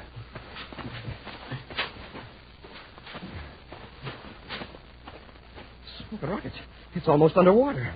Flood hit worse here than it did at the settlement. You don't think Tanagru got trapped in the shack? Tanagru! Tanagru, are you there? This is Commander Corey. Tanagru! Oh. It came from back there in the brush, to the right. Must be Tanagru. Tanagru! Here, Commander. Let's go, Hap. There he is in the clearing. Tanagru. Thought I was finished, and then I heard your voice. Don't try to get up. Just take it easy. What happened? Did that smuggling gang get you? No, nothing that dramatic. It's a spider bite. Got me in the hand. Oh, it's sure swollen. We'll get you to the ship right away. What kind of a spider was it? It's lying over there by that rock. But you see, I won. Oh, it sure was a big one. And as red as a rocket blast. Yeah. Jumped on me from the tree limb. Thought it was a ball of fire. Felt like it, too. When did this happen? Early this morning. Right after I killed a spider, I blacked out for a while. I don't feel so bad now, except that... I don't want to frighten you, Tanagru, but do you know what kind of spider that is? I thought I knew everything that crawled or flew in these marshes, but it's a new one on me. The spider's called the Red Demon of Venus. It's extremely poisonous. Naturalists thought it was extinct. Well, at least that one is. Tanagru, we've got to get you to Venus City Hospital right away. Give me a hand, Happy. Yes, sir. Wait. I may black out again. Let me tell you what I found out about that gang. They've been operating out of the settlement. I can wait. Now, please, Commander. I'll feel better if you let me fill you in. All right, but just the high points. Some of the names on a map of where they hide their loot are in a note they can write. I'll get it later. I think they're on to me. I got in the jet boat and pulled away from the wharf of the settlement last night. So one of the gang watching me. They didn't follow you here to the island, then? No. When I got back here, I found the shack flooded. Couldn't use a space phone. Sunk the boat and get at it again. And hid here in the clearing. So if they came here to the island, they'd see the shack was submerged and figure you'd gone. Yeah. I was at the settlement for 3 days. Didn't dare use the space phone there. No telling who might be spying for the gang. All right, Lieutenant. I think we'd better get to the ship. Easy now, Happy. With Tanagru made as comfortable as possible in an aft compartment, Buzz and Happy blast off for Venus City. Buzz loses no time in contacting the hospital by spaceophone. He's now waiting for a reply as Happy returns to the control compartment. Tanagru is still conscious, Commander, but he doesn't look too good. Heard from Dr. Bryce yet, sir? Not since that first call. Sure wish there was something we could do. Dr. Bryce, if anything we might do now might hinder the regular treatment. Venus City Hospital calling Commander Corey aboard the Terra 5. Dr. Bryce to Commander Corey. Corey here. Go ahead, Doctor. I have some very bad news, Commander. A single drop of serum here at the hospital. And contact some other hospitals. Try Terra or Mars. I've tried, but I'm sure they haven't any. You see, the Red Demon spider is found only here on Venus. There have been no cases reported for over 5 years. Our records show that the last of our supply of serum was discarded 18 months ago. Discarded? Yes, it becomes ineffective after a certain length of time. Dr. Bryce, you told me that Tanagru must have treatment within a few hours or the bite will be fatal. That's true, unfortunately. Then what are we going to do? Well, there is one alternative. What is it? We can obtain a blood donation from another victim of that type of spider and inject that blood into Tanagru's veins. Do you know where we can find such a person? Our records show that a patient named Theodore Rorschach was successfully treated here 5 years ago. Where is he now? I don't know, but I've already ordered a checkmate. Doctor, how much time have we got? I can't say. In some cases, the bite has proved fatal within a few minutes. In rare instances, well, the longest was 18 hours. Nearly a third of the time's gone already. Doctor, keep trying to locate Rorschach. I'll contact Space Patrol headquarters in Terra and get master locator control on the job. Corey out. Well, it sure doesn't look good, does it, sir? If Theodore Rorschach is alive, we'll find him. I'll give locator control a AAA priority order and put out an all-planets alert. After that's taken care of, you take the controls till we reach Venus City. I'll be back with Tanagru.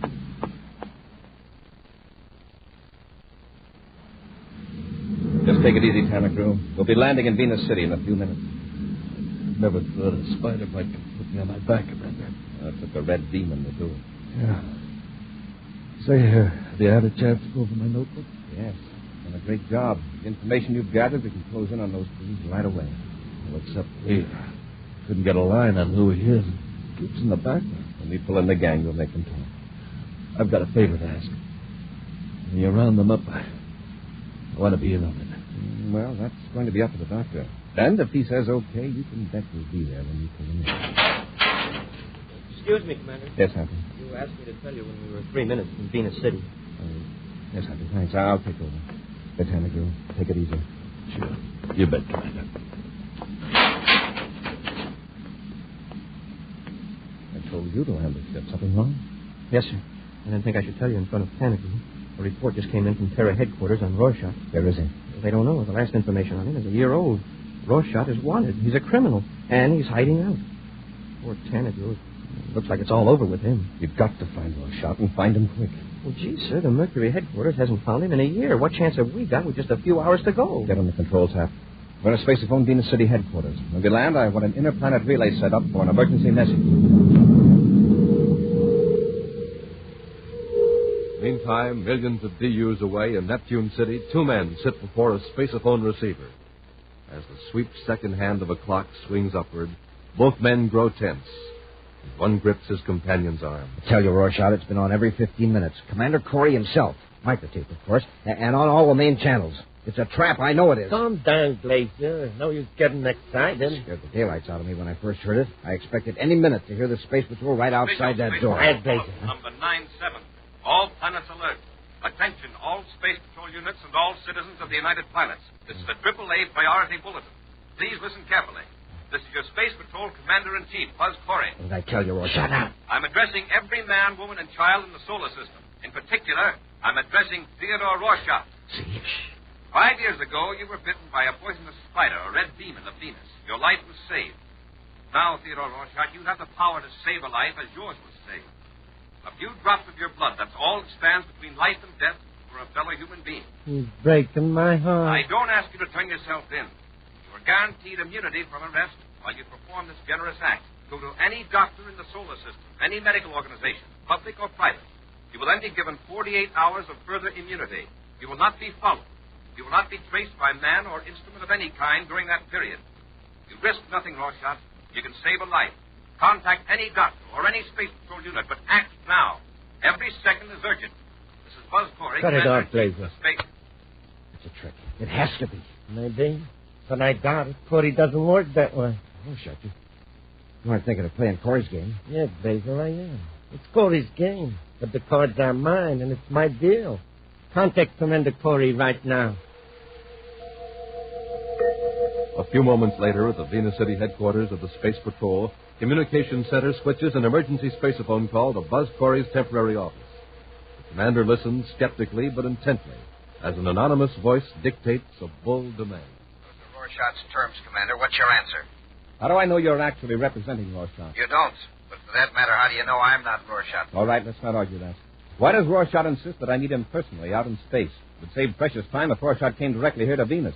Any space patrol ship or commercial space line will bring him here and return him to any point in the solar system. Look, Commander, you meet Rorschach in space in the orbit of Neptune's second moon, or not at all. Come, Corey, a man's life is at stake, remember? All right, I accept Rorschach's terms. Give me the space coordinates and I'll blast off immediately. Swiftly, the precious hours fly by, and Buzz and Happy hurtle toward the distant rendezvous point, with the Terra 5 accelerating at a rate barely under the threshold of physical and mental endurance.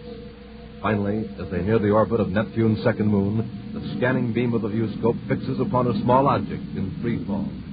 It's a private cruiser, Class C, Commander, and according to the vector computer, it's right at the rendezvous point. I'll cut acceleration. It's a relief. Now, let's see if we can contact that cruiser. Commander Corey aboard Terra 5, holding private cruiser in Sector 4, orbit of Neptune moon number 2. Space Patrol battle cruiser Terra 5. Commander Corey here. Acknowledge.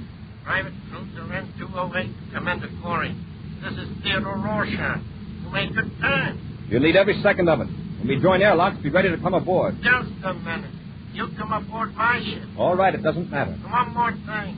I'm not to be followed or traced for 48 hours. Does that promise still hold? Yes, I give you my word. In less than 3 minutes after I come aboard, you can be on your way. A man's life is in danger, Rorschach. Let's not waste any more time. All right, Commander. Join airlocks. Rorschach out. The nerve of that guy giving you orders. That's just me. Attitude. Stand by to join airlocks. A few moments later, the Terra 5 is joined to the cruiser by the magnetic coupler. Taking the medical kit, Buzz and Happy pass through the airlocks into Rorschach's ship.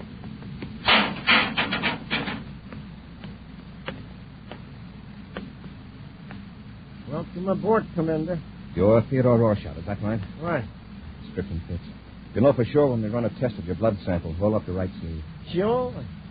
Mind telling me who's raiding all this fuss over a spider bite? Is it the Secretary General? It's a Space Patrol agent. He'd make the same effort to save anybody's life, even yours. All right, Hap, take over. Give me your arm, Rorschach. Now, don't worry. This isn't going to hurt at all. Just you two are handling the whole thing, eh? Nobody else is in your ship? We wanted to save time by bringing Planetoid along. But he's too ill to move. Now, hold still, Rorschach. This will all be over in 5 seconds. It's all over right now. Get your hands up, both of you. Hey, what's going And on? don't move, Cadet, or I'll drop you with a ray gun. What's the idea, Rorschach? Keep them covered, Blazer. The idea is this, Commander. You got a lot of information that can be of use to me. Space Patrol code, methods of operation, cases under investigation, and stuff like that. You think I'm going to tell you anything? You better. You expect to get back to Venus in time. Keep talking for a couple of hours, and we'll let you go. There isn't time. Can't you understand? No use talking to you. I told him not to move. How's that, Rorschach? 1, 2, just like that. Cut this ship loose from the Terra 5 and blast off. When Corey comes through, we'll have plenty of time to make him talk.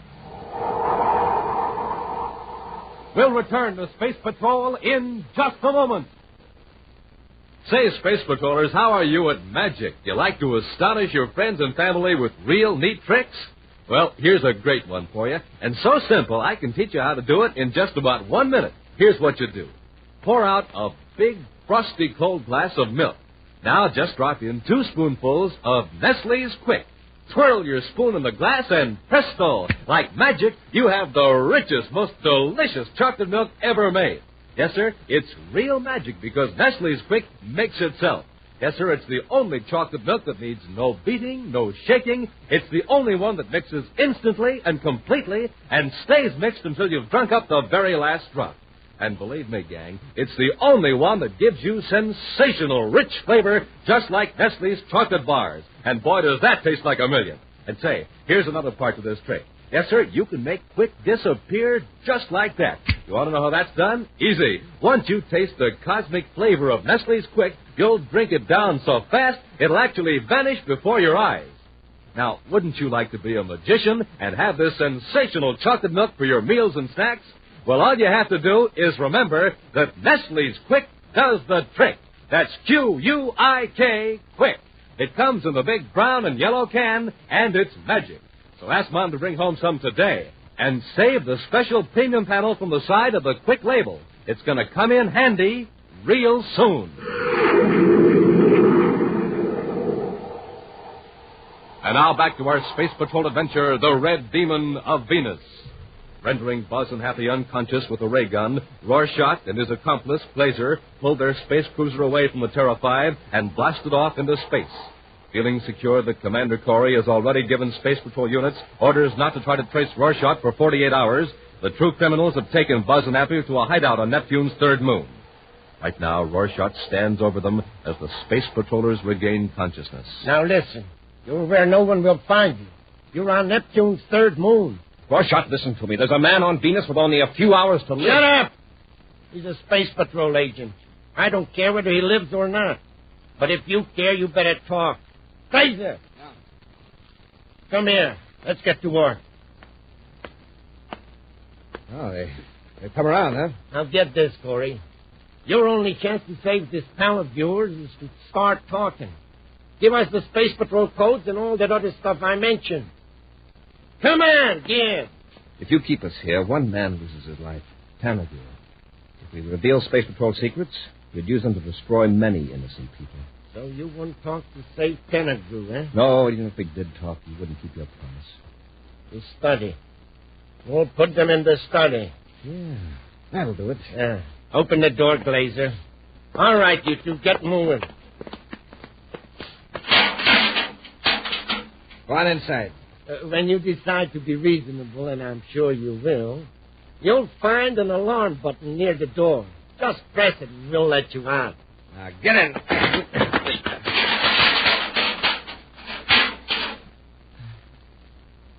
So this is the study.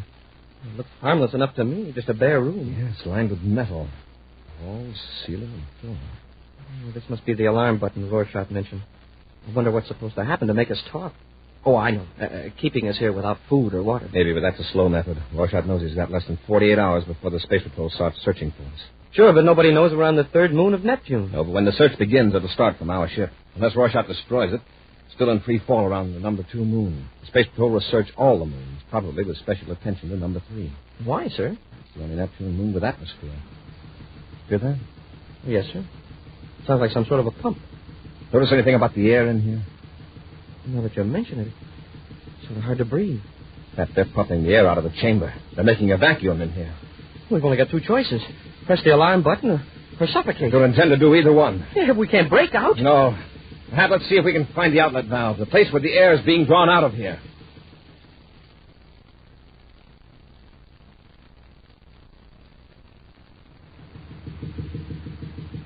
Yeah, there won't be long now, Rorschach. You'll be ringing that alarm bell pretty quick. Sure.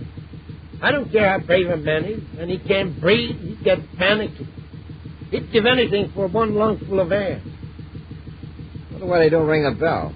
Maybe I better step up the pump. Yeah. Rorschach, look at the gauge. Hey, it's nearly to 0. No one could live in that chamber. Why, the fools, the stubborn, stupid fools. Maybe the alarm didn't work. Glazer, shut off that pump.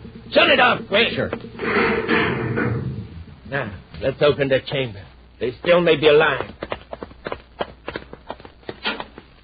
Hurry Hurry up, Glacier. Get the door open. We got to revive them and make them talk. There, I've got it. Now, in there, and drag them out. Hurry. Got them, Happy? Yes, sir.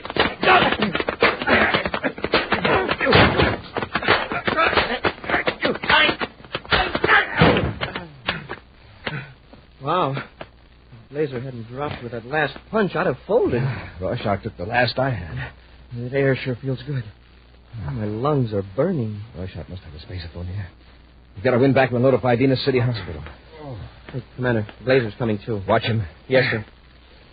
You guys aren't human. It was almost a vacuum in here. Oh, not quite. We found the outlet vent and stopped it up with my belt. The vacuum was just in the pipe, not in the chamber. Hey, Commander, there goes Rorschach out the door. I'll go after him. Keep an eye on Glazer. Better yet. Okay, that'll hold him. Come on, Hap. There he goes. He's heading for that shed. They have weapons in there. We've got to catch him. He's inside. Try the door. Oh, he locked it. It's a rickety-looking door. One kick ought to break it. Come on. All right, Rorschach. Where are you? Must be hiding behind one of these stacks of cases. We'll find him. Come on out, Rorschach. You're just making things tougher on yourself. Now, watch your step. Thanks, Rorschach. Yes, sir. Wait. You stay here. I'll go behind those cases. If he makes a run for it, nail him. Right. Better hold it, Commander. There he is. Don't come any closer, I'm warning you. I'll blow you to bits. Quit bluffing, Rorschach. I'm not bluffing. You know what this is in my hand? I'll tell you. It's a mining bomb. By turning this dial, I can set it to go off in 30 seconds. Or as little as 5 seconds. Don't go around with that. Are you crazy? Not in the least. Now, don't worry. I won't press the timer button unless you force me to. Careful, Commander. One more step and I'll lower the regulator to 5 seconds and press the timer. Now, I intend to walk out of here holding the bomb, of course, and get into my spaceship. And stay right where you are if you want to live.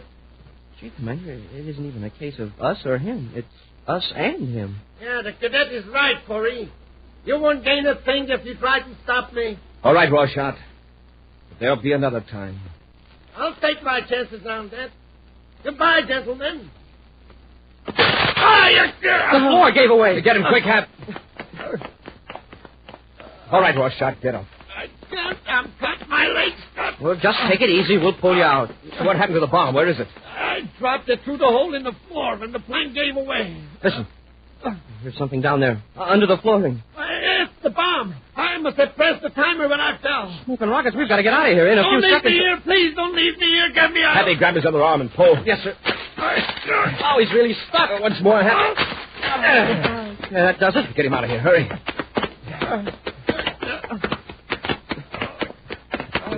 Head for that ditch, Hap. Yes, sir. Come on, Rorschach. Hit the dirt.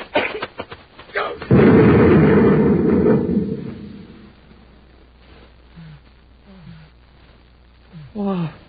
We made it. You're okay, Rorschach. Get your face out of the dirt. Look where the shed was.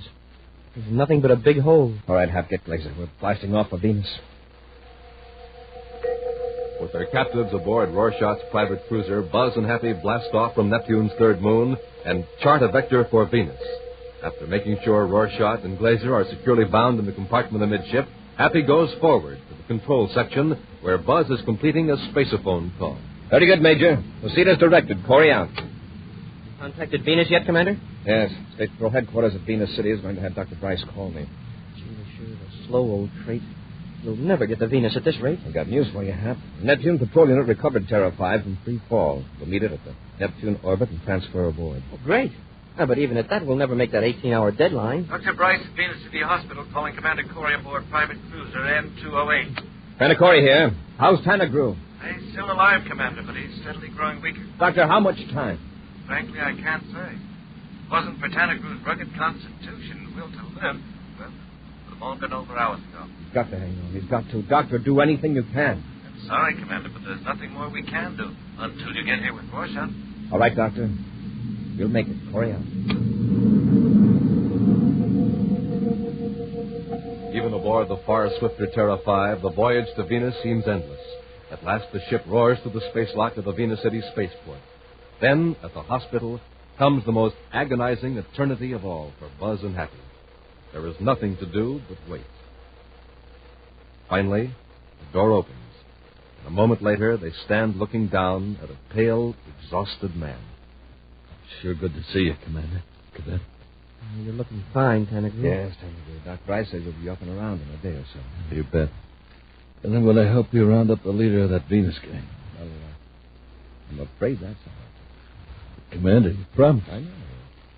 You've already got the big shot. You have? I suppose I ought to be glad. I sure wanted to have a hand. Well, you did. The hand that was bitten by the spider. What? Now, that means that if you hadn't been bitten, we never would have started searching for another victim of the Red Demon of Venus. We'd never have found Rorschach.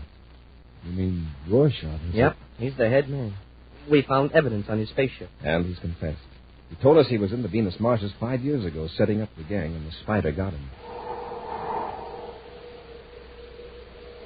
In just a moment, a preview of next week's exciting Space Patrol adventure brought to you by Rice Chex and Wheat Chex, the bite-sized cereals in the red and white checkerboard packages. Ever take a taste test, Space Patrollers? Well, man, oh, man, it sure is fun when it's Chex you're taste testing. How do I know? Well, I just took one. First, I tested them with sugar and cream. Super keen taste. Then I added fruit. Super neat taste. Next, I tried them right out of the red and white checkerboard package. That was the snack test. And Chex, rice or wheat for snacks just can't be beat. Yes, sir, gang, I rate Chex tops for taste. And you'll rate them tops, too. Next, I tried them for size. Bite size is the just right size. Just right for your spoon, just right for delicious, easy eating. Chex, rice or wheat tops for size? Ah, you bet. And as for get up and go, gang, have yourself a good, nourishing breakfast with Rice Chex or Wheat Chex, and you'll be rated tops for get up and go. So, Space Patrollers, you take the Rice Chex, Wheat Chex taste test today. And I'm positive you'll agree, Chex rate tops 3 ways. For taste, for size, for get up and go. Rice Chex, Wheat Chex.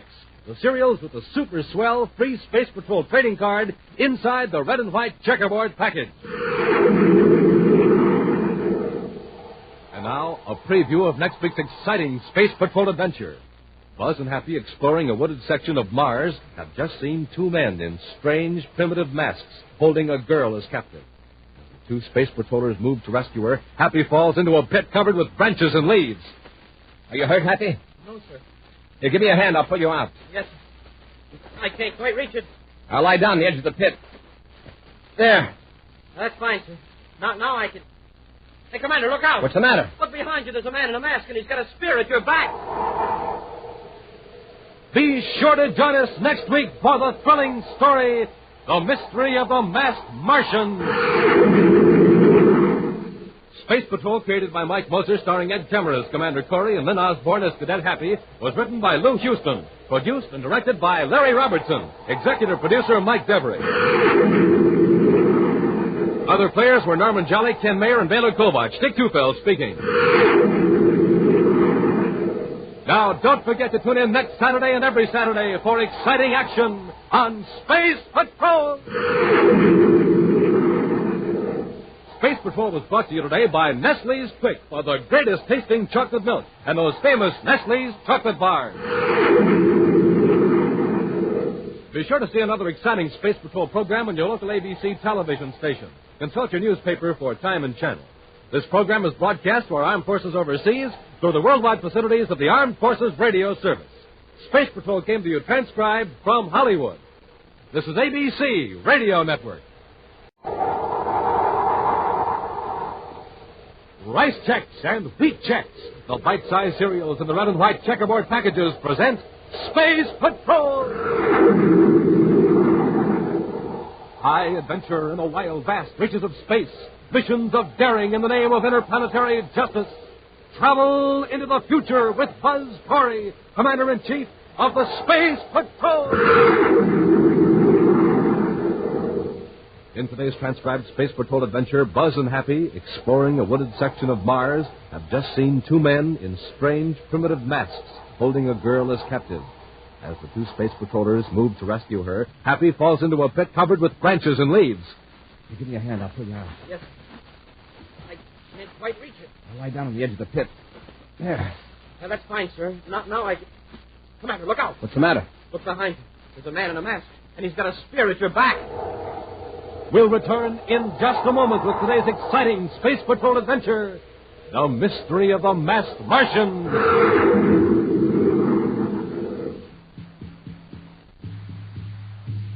You hear those drums, Space Patrollers?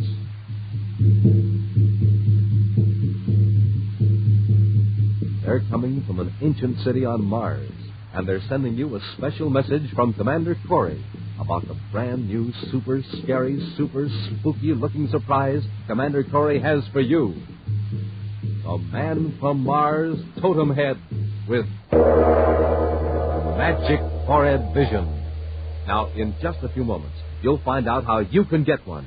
And wait till you see it, gang. Wow! This weird totem head is more than 12 inches high, fits over your head, rests on your shoulders, makes a complete disguise because that Magic Forehead Vision plate lets you see out, but nobody else can see in. It's got a sinister-looking face in the front, a spooky-looking face in the back, ears that flop, a swell beak-like nose, and fang-like teeth.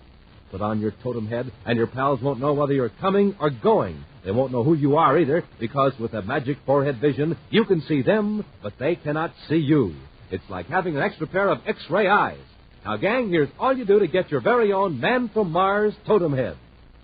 Just send our rice checks or wheat checks, box top, together with your name and address, and 25 cents in coin to Space Patrol, Box 686, St. Louis, Missouri. Don't forget your 25 cents. That's Space Patrol, Box 686, St. Louis, Missouri. And now, today's Space Patrol adventure, The Mystery of the Masked Martians. At regular intervals, giant towers rise up from the Martian desert, ready to relay power along the equator to a city far beyond the horizon. Around an uncompleted tower is a cluster of temporary buildings and stacks of supplies.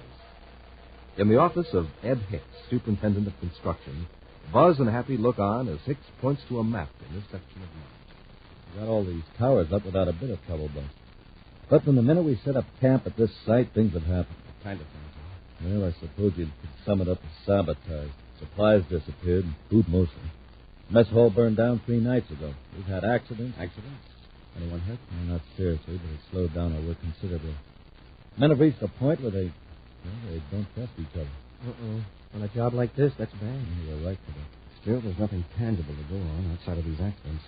And they might be due to the men's nervousness. Nothing tangible. Except that one of my men is missing. Oh? One of the foremen, Turk Fowler, new man, he wasn't well liked. Could your men have ganged up on him? In the present state of mind, possibly. One of our scout tanks is missing, too. Then this man Fowler may have run off. Yeah. But anyone with any sense would have headed west toward the nearest settlement. Tracks leading from the camp indicate the scout tank headed east. East? There's nothing in that direction for hundreds of miles, except for a wooded section about 30 miles away. As far as you know, then, there have been no strangers lurking around the camp. No strangers at all, except for the girl. What girl? I don't know her name. She drove into camp yesterday in a surface car. Wanted to buy some food. Seems to be on short of supplies. What was the girl doing out here? I don't know. I didn't see her myself. From what my assistant said, she was doing some exploring over to the east. Could there be any connection between this girl and the mysterious events in the camp, or the disappearance of Fowler? I don't see how. Frankly, I can't see a sensible explanation for anything. Fowler may have left because he was afraid of the men or afraid of what's going on here. Still, he seems to have headed in the direction the girl did, toward the east. Well, if the men won't talk to you, I doubt that I could get anything out of them. Right now, at least. But I'm worried about Fowler. If there's been an atmosphere ship at the camp, or they've sent somebody to look for him. Fowler doesn't want to be found. A search by air would give him a chance to hide, but another scout tank could follow his tracks across the wasteland. Have you got one available? Yeah, sure. I'll have one fueled up right away. Fine. Happy and I will try to find them. Mile after mile, Buzz and Happy follow the tracks of the stolen scout tank across the Martian desert. Then, across the almost level wasteland, they see a range of low hills covered with what on Mars is thick vegetation. As the spinning threads of their scout tank bring them closer to the hills, Happy turns to Buzz. Commander, this is all beginning to look familiar. Sure, Happy. We were here a few weeks ago to rescue that girl scientist. Oh, yeah. And that knoll up there, that's where the spaceship crashed 900 years ago. The wreck that was supposed to have a treasure aboard. Uh-huh. Hey, Commander, look up ahead. There's a vehicle of some kind. That's not a scout tank. It's an ordinary circus car. It looks like it's stalled in the sand. Must be equipped with special treads or couldn't maneuver on this terrain. Well, didn't Ed Hicks say the girl who came into camp was driving a circus car? Yes. We'll stop and have a look. There's no one in the car, sir. No one's in sight.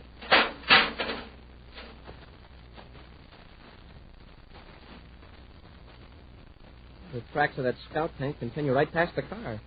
On toward those wooded hills. Look at these footprints. They lead from the surface car to the tank. Then the girl got out of this car and into the tank. And she must have gone willingly. There's no sign of a struggle. Let's take a look in the car.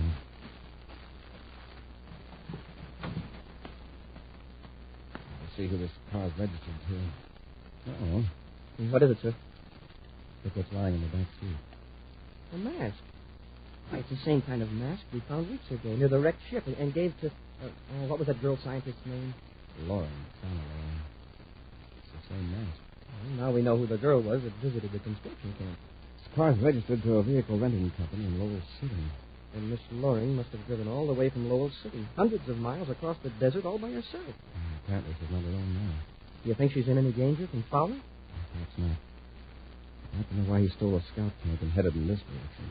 Come on, Hank. Let's get back in the tank and follow these tracks.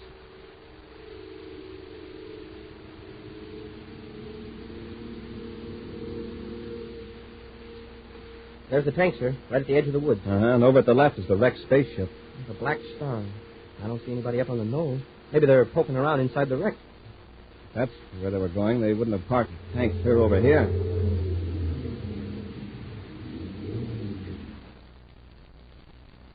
Probably exploring the woods, huh? Since Fowler may not be too delighted to see us. Have their ray gun. Cautiously, Buzz and Happy work their way deep into the woods, following a trail marked by broken twigs and an occasional footprint. They seem to have a definite idea of where they're going. Yes, sir.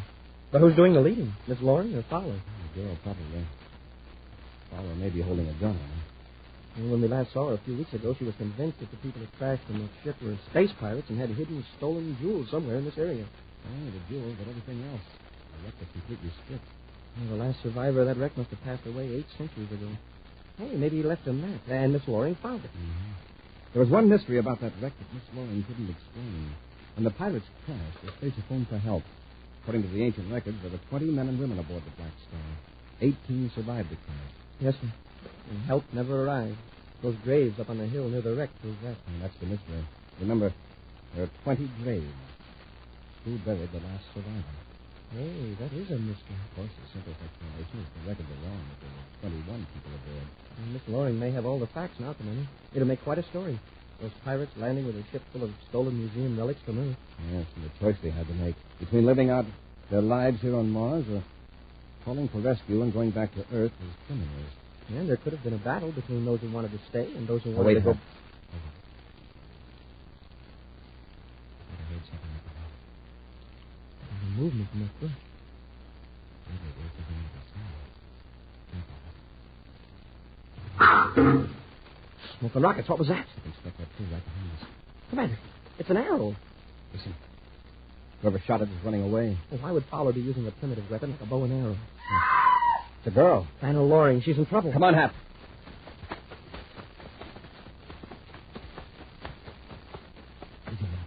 Coming to a clearing. Commander, look. Am I losing my mind? Masks. They're holding fire. Masks just like the one we found. The big teeth, the bulging eyes, and the feathers. That's how they're dressed. And skins like criminals. They're carrying bows and arrows. For heaven's sakes. They're wrestling. They're starting to shoot me. What about Miss Loring? Let's make her unconscious. I can't let her come. Important for me to get her away from those men. Just what I'll have to do. Yes, sir. Hey! Happy. Happy, you hurt? No, sir. I didn't see this hole. It was covered up with branches and leaves. Give me a hand. I'll pull you out. Yes, sir. I can't quite reach it. I'll lie down on the edge of the pit. There. That's fine, sir. Now I can... Commander, look out. What's the matter? Look behind you. There's a man in a mask. He's got a spear at your back. We'll return to Space Patrol in just a moment. Weird. Fantastic. The Man from Mars, Totem Head. Magic Forehead Vision. And you can have one, Space Patrollers. In a second, you'll find out how. And when you put on your own totem head, you'll look just like a real space spook. Even your best pal won't know you. It's more than 12 inches high, and from head to shoulders, your identity is a complete secret. That magic forehead vision lets you see out, but your friends can't see in, or tell who's wearing the Man from Mars totem head. Think of the fun you can have fooling them. They won't know which direction you're headed either, because the totem head has a face in the front and one in the back, too. It comes in real Martian colors, red and yellow, green and black, with floppy ears, a beak-like nose, and fang-like teeth. Now remember, the magic forehead vision, that's X-ray vision. You can see out, but nobody can see in. Gang, to get your Man from Mars totem head, do this. Just send a Rice Chex or Wheat Chex box top, together with your name and address, and 25 cents in coin, to Space Patrol, Box 686, St. Louis, Missouri. Don't forget your 25 cents. That's Space Patrol, Box 686, St. Louis, Missouri. This offer good only in the USA and may be withdrawn at any time. And now back to our Space Patrol adventure, The Mystery of the Masked Martians. Buzz and Happy have trailed a stolen scout tank across the Martian desert to a wooded area. In a clearing deep in the woods, they saw Fauna Loring, a girl scientist struggling in the grasp of two strange figures wearing weird primitive masks. As the Space Patrollers rushed to her rescue, Happy toppled into a pit covered with branches. As Buzz stretched himself prone on the ground at the edge of the pit to assist Happy, another masked figure appeared. Right now, Happy is looking up from the pit, horrified as the man in the grotesque mask holds the point of a spear against the commander's back. Don't move, sir. It looks like he's ready to jab you. You've got your ray gun. Give him a blast. Flew out of my hands when I fell. I can get mine out of my holster without making it suspicious. Oh! Commander, did he hurt you? That's just a warning. He evidently knew I was reaching for a weapon. He's taking your gun. For a savage, this one's smart. He doesn't know how to use my ray gun. He's making sure I don't use it. Proving him out of reach with his foot. Help him. Get that man out of pit. Commander, he talks English. You must know everything we've said. Hurry! All right. Give me a hand. Yes, sir. Up you go. There. You stay right there. Do not move, or I will use my spear. We won't move. Who are you? I am Borg. Captain Borg. Stay where you are. I will stick your weapons into the pit. I don't get this, sir. These people wear those masks and use bow and arrows and spears, and yet they can speak English. And this one calls himself Captain. Could have finished disposal of that spear, but he didn't. I could rush him now, sir. It wouldn't help Fauna Loring, even if we overpowered him. Well, there go our guns into the pit. Go. That way. Across the clearing. All right, Borg. Captain Borg, but where are you taking us? To the village of my people. You shot an arrow at us a while ago. Your men are holding a girl. She's a friend of ours. Now you're threatening us with your spear. Why? We haven't harmed you. That is a lie. The other man drew his weapon. It made big sound, and two of my men fell to the ground. The other man? That must be Fowler. Borg, listen. Those men that fell, there were no wounds on them, were there? No, but they do not move. They're merely asleep. They'll wake up and be all right again. Let us take the girl and the other man, and we'll go away. No. You are not of the Great Ones. You do not wear masks. Therefore, you are evil. Great Ones? Who are the Great Ones?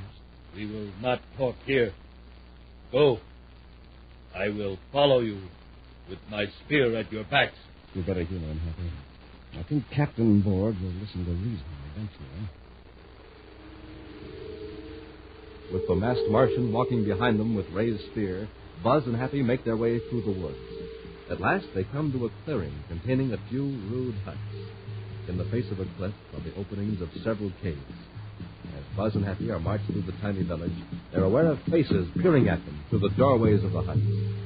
Captain Borg toddled them toward a cave guarded by a huge man, also wearing one of the strange masks and holding a spear. The guard stands as though he were made of stone, except for a stiff salute to Borg with his long spear. Get in the cave. I will come for you when my crew has decided your fate. Do not attempt to escape. All right, Captain Borg, but there are a couple of facts you ought to know. Get in the cave. Okay. Come on, Haggart. Yes, sir.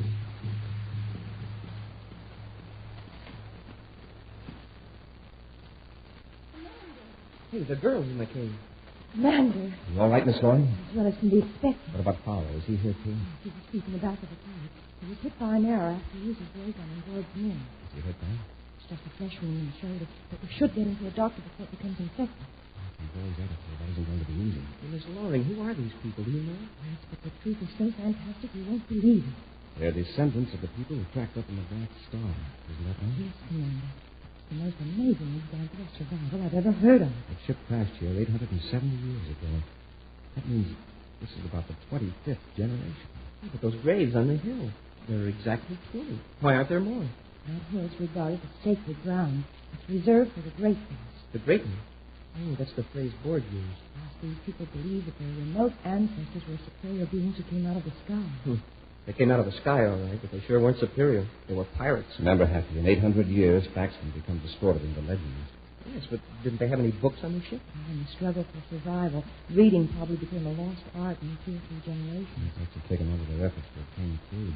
Reading wasn't a practical skill. But those crazy masks, they weren't practical either. No, but they symbolized the great ones. Those masks are copies of those that were aboard the spaceship.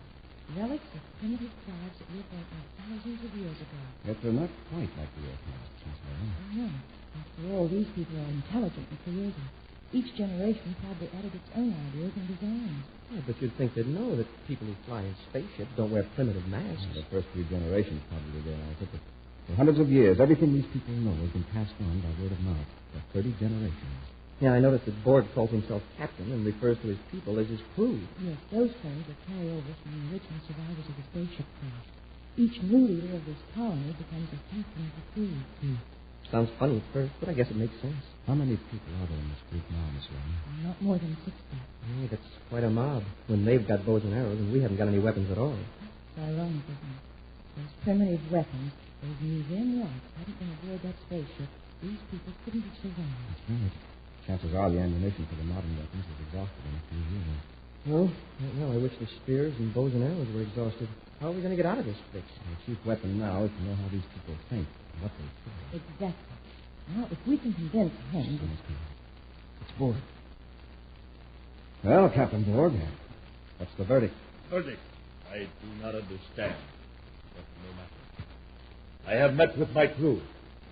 We have agreed that you will not leave our woods alive. Then keep us here. It is nearly night. Deimos, the large moon, is already climbing across the sky. When he is overtaken by his swift little brother Phobos, I will come for him. The best marksmen of my crew will aim their arrows so that you will not suffer. Oh, that's great. Thanks a million. The great ones will be avenged. Until I return, goodbye. Well, I've been in some tough spots, but this is a nightmare. He calls the moons of Mars by their right names, and yet he's going to finish us off with bows and arrows, like some primitive savage. What are we going to do? Another half hour to be dark. That gives us about an hour before Phobos passes the other moon.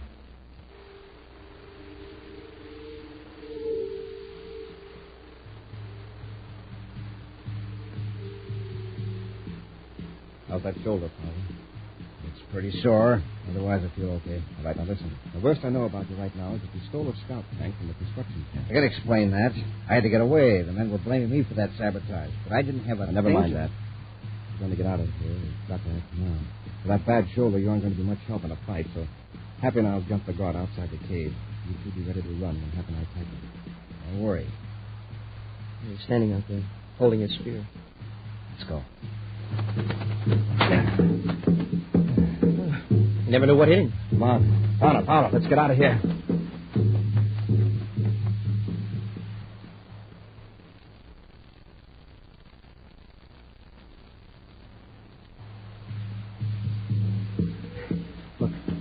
bonfire's burning. What a weird sight. The whole village is out, and all in those masks. Pack of bloodthirsty savages. Wait. Stand still a minute. The bonfires and the light from those two moons, we're going to have a tough time getting away from here without being seen. Commander, look. A couple of them are coming this way. I don't think so, not yet. Let's run for it. No, Father, we wouldn't stand a chance. Up ahead of the yard, there's another cave. We'll duck in there until it's clear. Come on.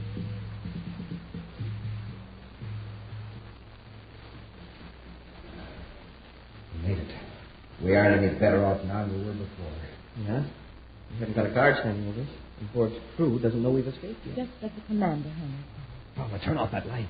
Take it easy, Commander. My back's to the cave opening. It won't show from outside. One flash of that atomo light and we'd have the whole village in here on our necks. Hey, look back there in the cave. Looks like a museum. Follow. Shield that light with your hand. After you and Connor stand close behind Father to block any stray beams. Yes, sir. Wow, look at all this stuff. Masks, bows and arrows, spacesuits, and tools. And drums. Primitive drums. This one is African. And this is the southeastern Asia. Borneo, perhaps. Never mind the drums. Look at that. Wow. A whole chest full of gems. Diamonds, rubies, emeralds. This one is worth at least 1 million credits. Commander, this cave is a sort of a shrine to these people. Here are the relics from their ancestors' ship, preserved for centuries. Interesting, isn't it?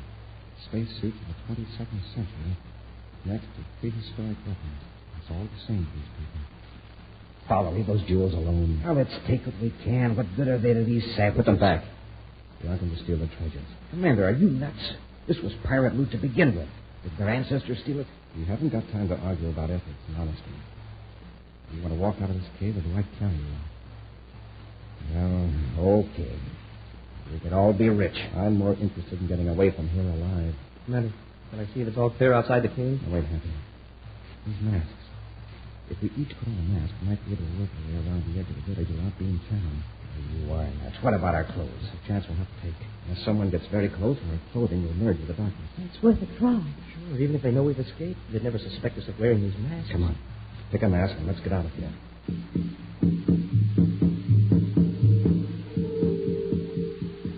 A moment later, 4 masked figures emerged from the dark cave and strolled casually along the perimeter of the village. At times, they passed within a few yards of the villagers, and the weird masks seemed to change expression in the flickering glare of a bonfire. Buzz, Happy, and their 2 companions at last reached the darkness of the woods. Only then does Buzz permit them to remove their strange disguises. All right, we're safe now. Yeah, we can find the scout tanks. We can use Phobos up there as a guide. Tanks are almost due west of here. I hear the excitement back at the village. Guess they don't know we've escaped yet. Maybe a few minutes. Let's get as deep into the woods as we can before that mob comes after us. Commander, what's going to happen to those people back there? If I were you, I'd order a space patrol squadron to wipe them out with blast guns. Oh, what a dreadful thought. Somehow, we've got to convince these people that we aren't enemies. It'll take time, patience, and understanding.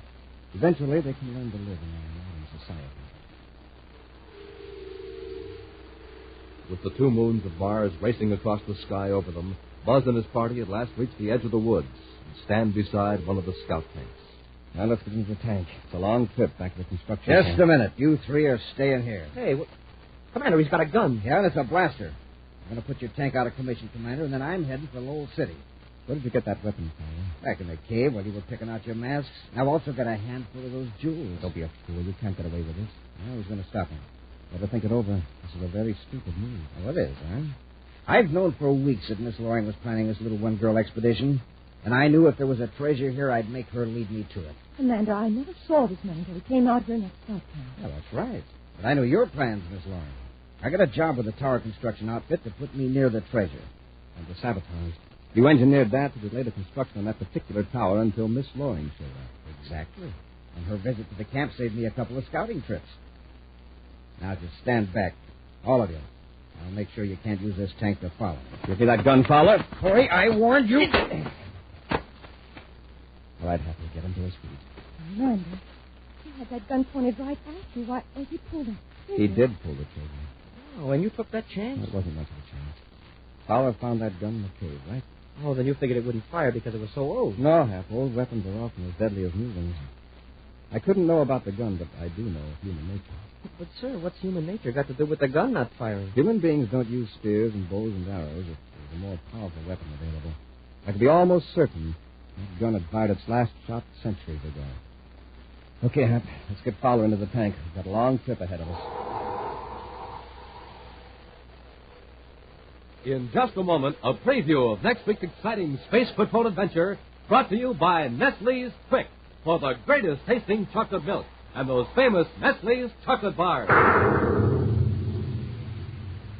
How do you do, Captain Two-Fells? Hey, what in the... Who's that? It's me, Happy. I fooled you with this man from Mars Totem Head, didn't I? Well, you sure did, Hap. Why, you can't tell who's inside those spooky totem heads. That's Magic Forehead Vision, Space Patrollers. It lets you see out, but nobody can see in. You're completely disguised when you wear your totem heads. Smoking rockets, the totem head is fantastic. More than 12 inches high, all brightly colored with a scary totem face in front and another face in back, so your friends can't tell whether you're coming or going. And remember, the Magic Vision Forehead works only for you, so you can see out, but nobody can see in. Now, here's how to get your very own totem head.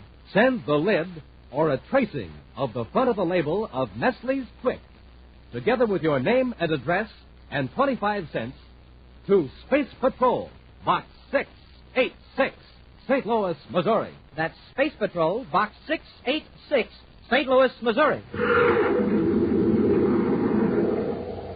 And now, a preview of next week's exciting Space Patrol adventure. Buzz and Happy have entered a manufacturing plant on Jupiter to capture a fugitive. Now, in a large, empty storeroom, they find their search blocked by a locked door. It must be in the next room, sir. I heard a noise. Let's get away from this door. It looks pretty rugged. What happened to the lights? Darkness will help us as much as Saturday.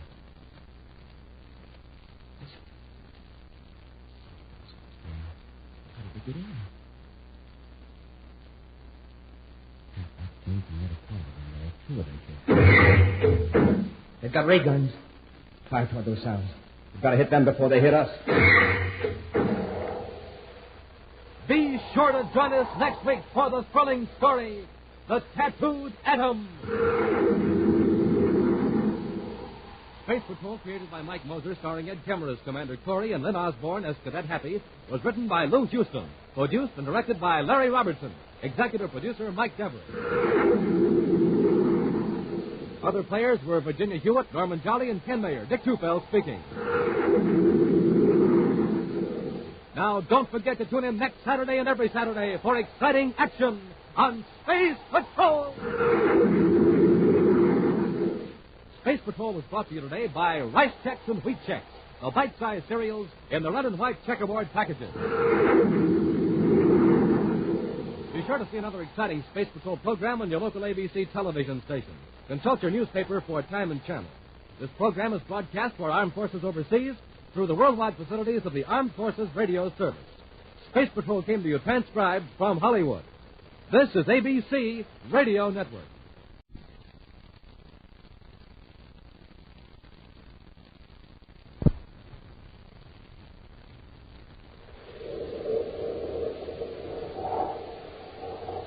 Nestle's Quick for the greatest tasting chocolate milk and those famous Nestle's chocolate bars present Space Patrol!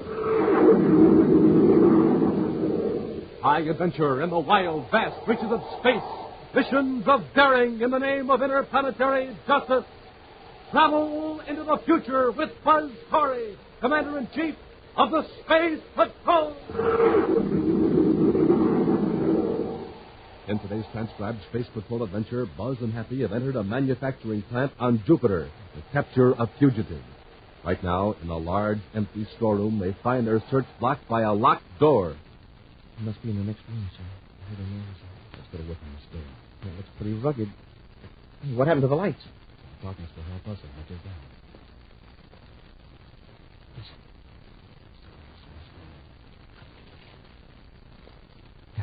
Never thought of it. There are two of them here. They've got ray guns. Fire toward those sounds. We've got to get them before they get us. We'll return in just a moment with today's exciting Space Patrol adventure, The Tattooed Atom. Hi, fellows and girls. This is Captain Twofeldt. I've got terrific news for you today. The makers of Nestle's Quick want you to have a Man from Mars totem head, exactly like the kind Commander Corey found. It's a super spooky totem head, more than 12 inches high. It fits over your head and disguises you so well, even your own mom won't know you. It's brilliantly colored with a beak nose, fang teeth, a face in front, and an extra face in back, and it has magic forehead vision. Now, this is a special secret device that works only for you. Yes, you can see out, but nobody can see in. Honest, nobody can see in. Nobody can tell who's inside the Man from Mars totem head. So you can have loads of fun fooling everybody. And, gang, it's easy to get your totem head, because I'm sure that you must have a can of Nestle's Quick in your galley. You know, there's no chocolate milk in the universe that's as good as Quick with its Nestle chocolate bar flavor. Well, now here's what you do. Send the lid from that can of Nestle's Quick, or a tracing of the front of a label, together with your name and address, and 25 cents to Space Patrol, Box 686, St. Louis, Missouri. That's Space Patrol, Box 686, St. Louis, Missouri. And don't forget your 25 cents. And if you missed the address, get a pencil, because we'll repeat it later.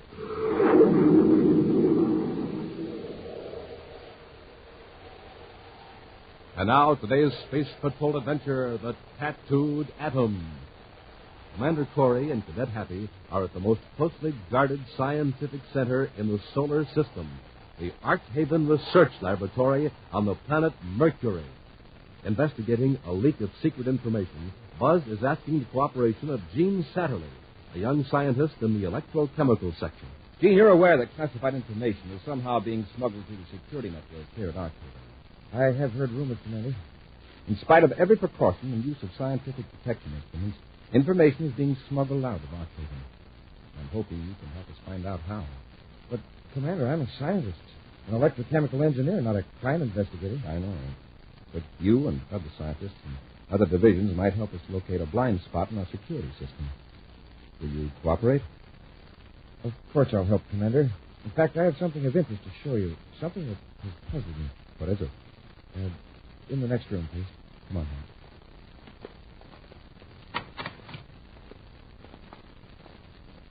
You'll find some papers on the desk at the rear of the room and a chart of the distribution plan for this section.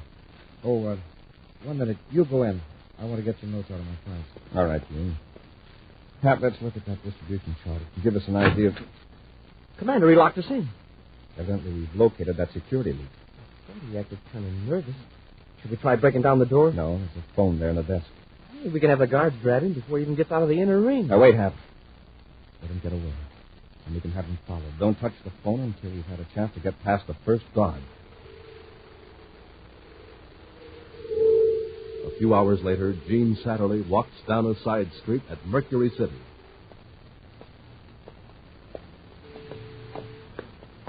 Mr. Satterley. I'm afraid you made a mistake. No, Satterley, you did. When you left Arkhaven. Just keep walking. The surface right just around the corner. You've got an appointment.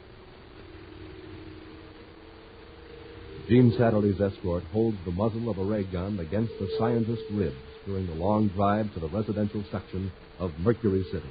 When the surface car finally stops before a large residence, the scientist is nearly overcome by fear. His companion takes Satterley into the house, down a hall, and then through a door into a large room that's utterly silent and completely dark. Suddenly, a shaft of light, nearly blinding in brilliance, strikes Satterley almost with the force of a blow. The man with the gun steps back into the dark silence, leaving Satterley squirming in the pool of light. Why have I been brought here? Is anyone in this room? Speak to me.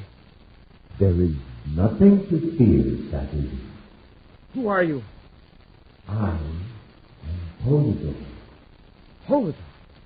You have been paid well for getting secret information to my agent.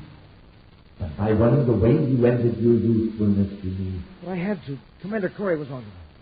You have followed my orders. There is nothing to incriminate you.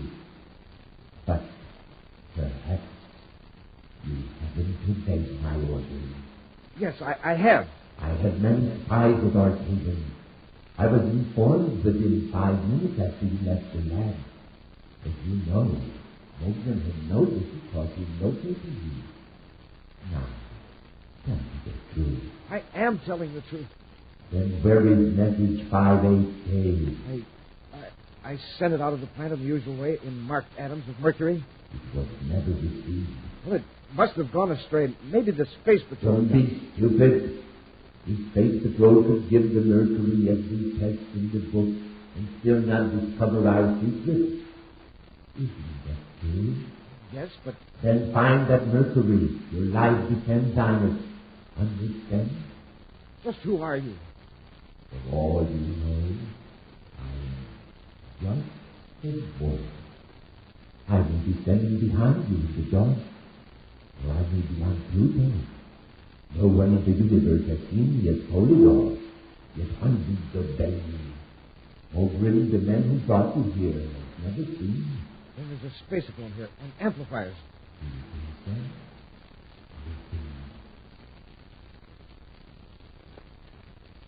so? You are in this room. I hear footsteps. Or is that Mogren? I'm way back here.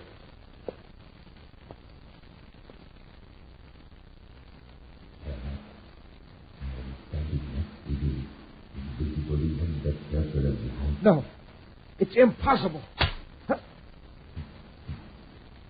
someone strike you, Saturday? Or did you just imagine? You don't know, do you? Now will you recover message 58K?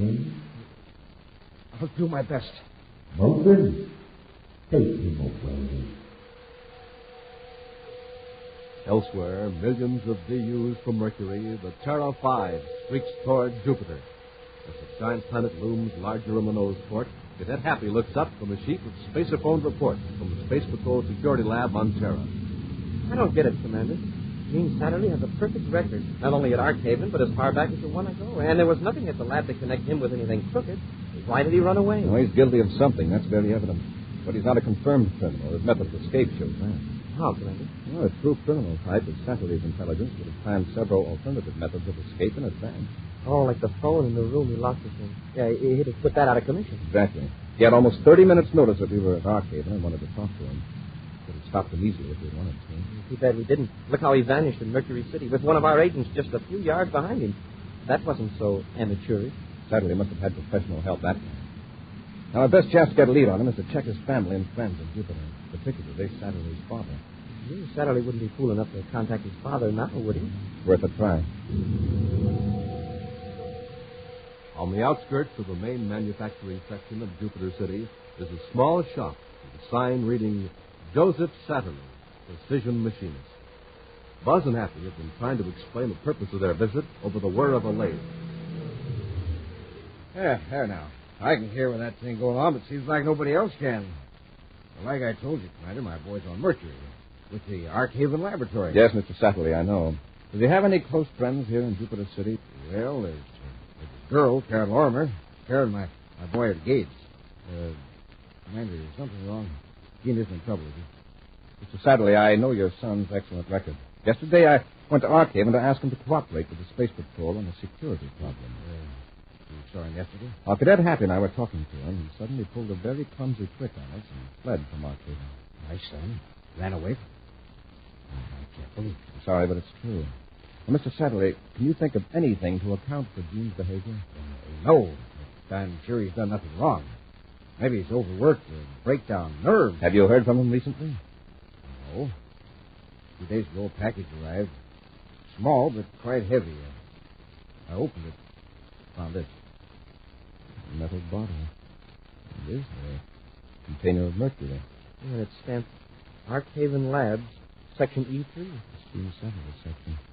The container has an official seal on it, still unbroken. This is government property. Did he ever send you anything like this before? Oh, no, never. If this contains only mercury, it's worth 5 or 6 credits at the most. Surely taking a few pounds of mercury isn't a serious crime? No. But diverting a sealed container out of regular channels is serious.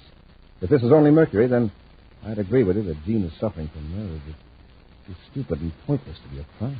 Well, it must be the strain of overwork. When this container is opened and analyzed, we'll know whether you're right, Mr. Satterley. Oh, now, if you don't mind, I'd like the address of this girl, this Karen Lorimer. From Satterley's shop to Karen Lorimer's apartment is but a few moments' drive in a surface car. Leaving the sealed container of mercury in the dash compartment of the car, Buzz and Happy ascend the steps.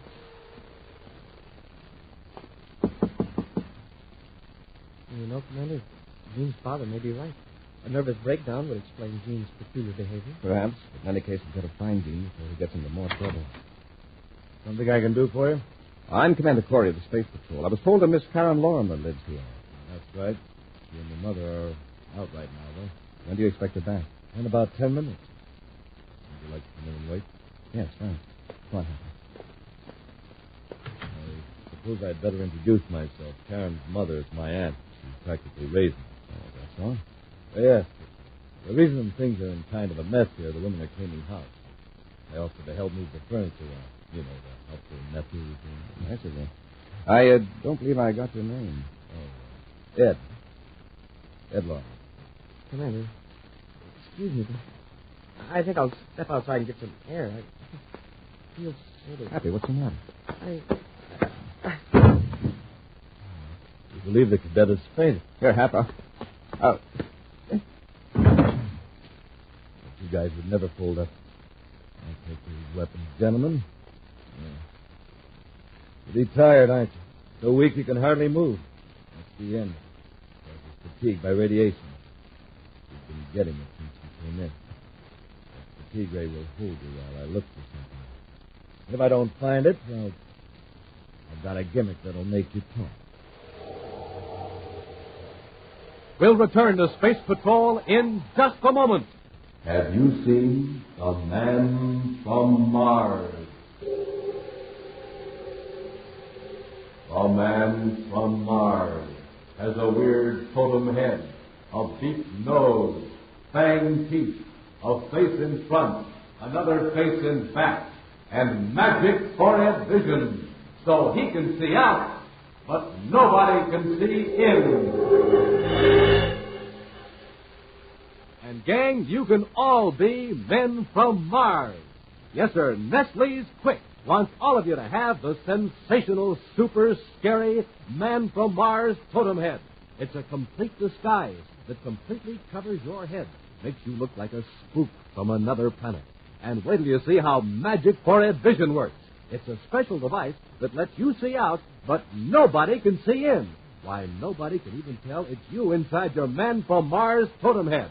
Boy, what fun you'll have fooling and scaring all your pals. And it's easy to get your totem head. All you have to do is get out your big brown and yellow can of Nestle's Quick, the product that makes the best chocolate milk in the universe. No Martian ever had such a delicious drink, or such a simple one, because with Quick there's no beating, no shaking. You just drop 2 spoonfuls of Quick into your glass of milk and swish it with your spoon. Why, Quick makes itself.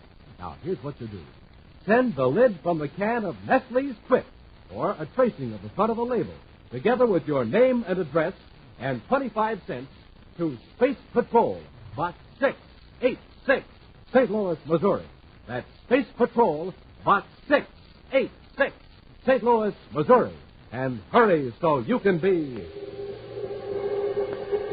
The Man from Mars.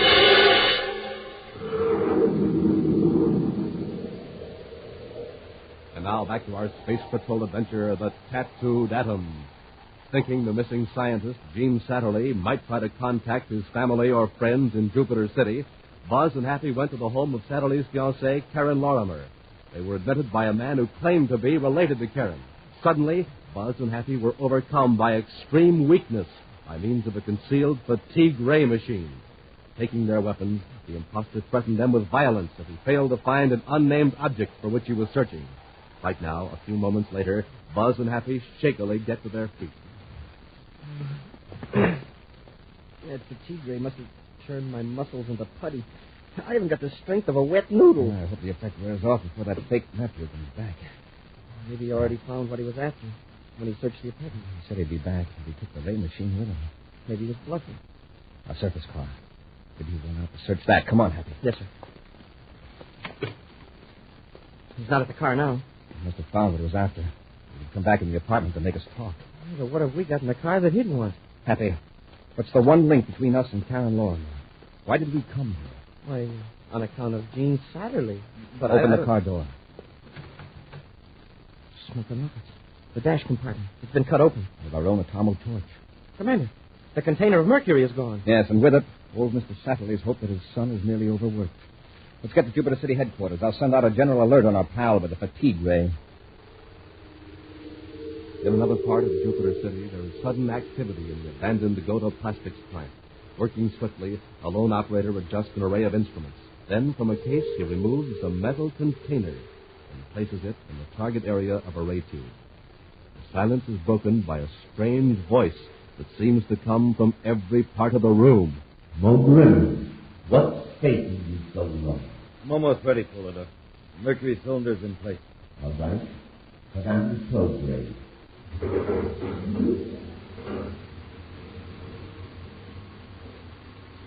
Check the image monitor. Definition is excellent, Fuller. Well, that does it. Now, do I send the microfilm through the usual channels for decoding? No. Use System D this time. We're in danger of interception, thanks to the stupid behavior of Mr. Saturday. Yeah. Here's a guy who's smart enough to invent a method of marking individual atoms. He devises an electronic code system that nobody but us can detect. And he sidetracks a can full of secret information at Jupiter. I don't get it. That doesn't matter now. We've got the information. Now, since we have no more use for Mercury, we can return it to space again. Return it? What for? It will help confuse Corey and keep him off our trail. Okay, I'll take care of that. Well, I'd better get off Jupiter. Corey probably has every agent in the city looking for me by now. First, we must dispose of Gene Satterley. He's no longer of use to us and could prove dangerous. He arrived in Jupiter City this morning. 2 of my men will pick him up and bring him here. You will get all the information from him that you can, and then get rid of him. In the Jupiter City headquarters of the Space Patrol, Commander Corey and Cadet Happy examine a laboratory report. From time to time, they look up at an object on a desk. A metal container full of mercury. I don't get it, sir.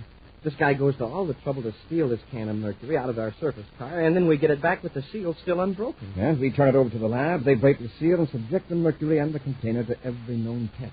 The verdict? Just ordinary mercury. And nothing wrong with the container, inside or out. Well, what about Karen Lorimer and her mother? They never saw that fake nephew, huh? No, we got a phone call to Gene Satterley rather than to leave him at the spaceport. Oh. And that's how this fellow got them out of the apartment, to give him time to search it, right? Yes. One of our agents checked their story. Evidently, neither Karen nor her mother are involved in this here. Space Patrol headquarters, Commander Corey here. Commander, this is Joseph Satterley, Gene's father. Yes, Mr. Satterley. It's about my son. Yes? I've heard from him. He's here in Jupiter City. Did he come to your shop? No, he won't. He asked for money. I told him I'd bring it to him. Are you positive it was your son? It was Gene, all right. But he sounded so strange, so disturbed. Something is terribly wrong, Commander, more than I ever believed. I can tell by his voice. He isn't just afraid of being arrested. He's in danger, dreadful danger. I'll help him all I can, Mr. Satterley. Where is he? He's at 43 Alpha Street, Jupiter City. I'm to bring the money at 2100 hours. 43 Alpha. You've got 40 minutes. Stay in your shop, Mr. Satterley. I'll keep that appointment for you. Corey out. All right. I'm not sure whether this is a rescue or a capture, but we're going after Gene Satterley. In the back room of the Godo Plastic Plant, Gene Satterley is securely bound in a chair, while Mogren stands over him threateningly. I'll give you one more chance, Satterley. And I'm going to get rough. Tell me how you marked these mercury atoms. Why should I tell you? You get rid of me anyway. I don't think of your father. He'll be here in a few minutes. You don't want anything to happen to him, do you? Look, Morgan, you and this Polidor, whoever he is, you forced me to be a spy. I've ruined my career and my life. Nothing you can do to my father could hurt him worse than that.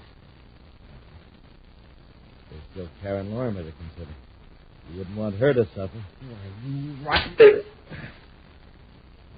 I'm afraid of what you're going to get. You're not just defying me, you're defying Polidor, the greatest genius in the universe. Well, why don't you bring him here? Let him work on me. Well, I know Polidor is watching us right now, listening to everything we say. My job is to get that secret out of you. It's my neck or yours. So talk. Shortly before 2100 hours, Buzz and Happy stalked silently toward a sprawling, darkened structure at 43 Alpha Street. Cautiously, Buzz tries the door and finds it unlocked. Ray guns drawn, they enter the building and softly close the door behind them.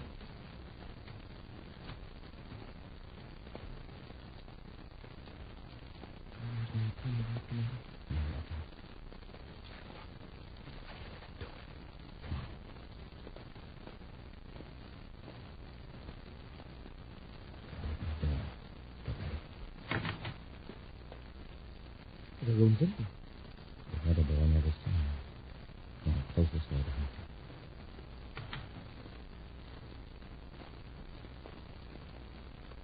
This must have been a stairway. It's big enough. Saturday may be behind that other door, watching us through a peephole. Let's go to the door. I'll try the door.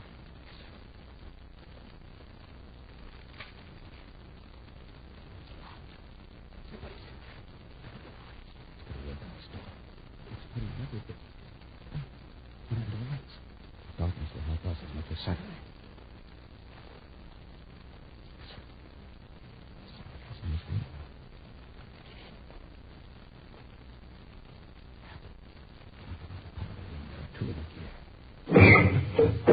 They've got ray guns. Fire toward those sounds.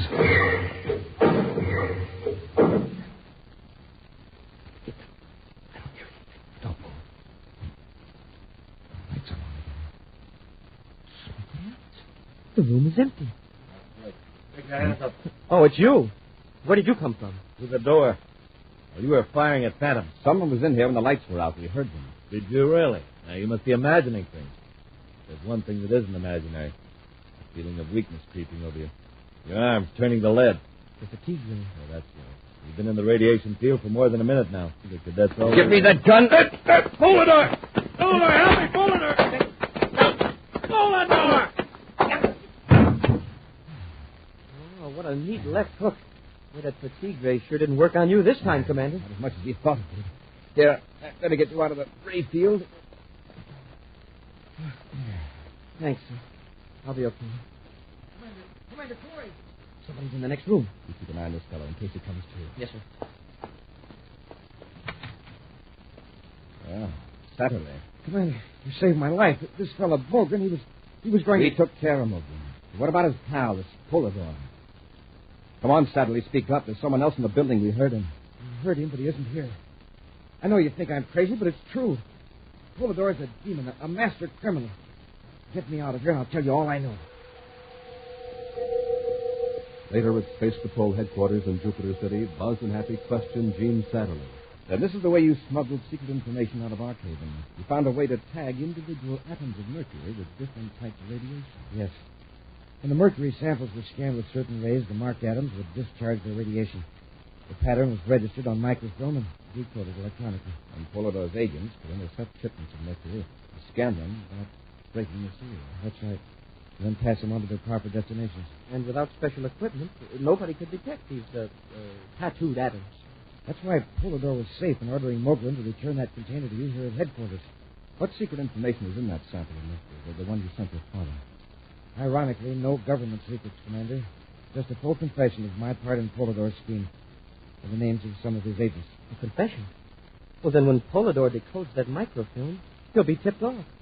I thought I could outsmart Polidor and the Space Patrol. But I waited too long and got in too deep. But I'm glad it's over. It's over for you, Saturday, but for Happy and me, the job is just beginning. Yes, sir, but how do we fight someone we can't see? Polidor's invisible. We can't tell where he'll strike next. No, but we can provide a tempting target.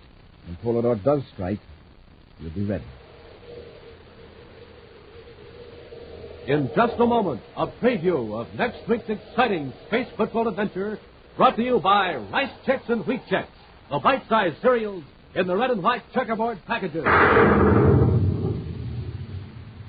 Captain Two-Fells, want to see something real keen? You bet, Space Patroller. Okay, then, take a look. Right here in my backyard.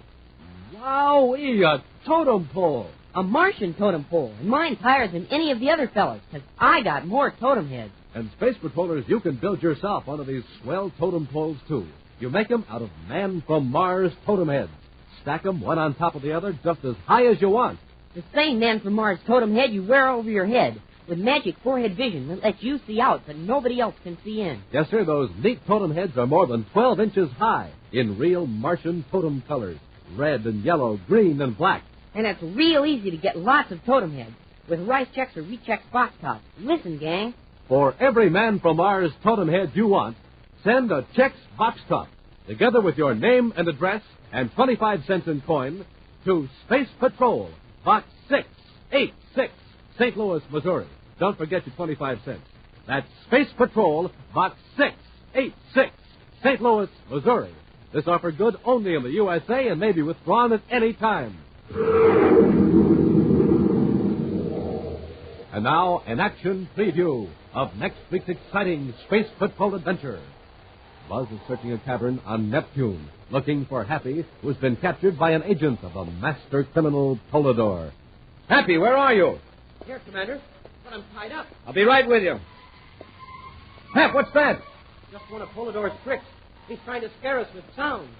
Already, you are only a few yards from the cadet, and I am on another planet. But what? You will never reach the cadet. Commander, look out! The gate is closing!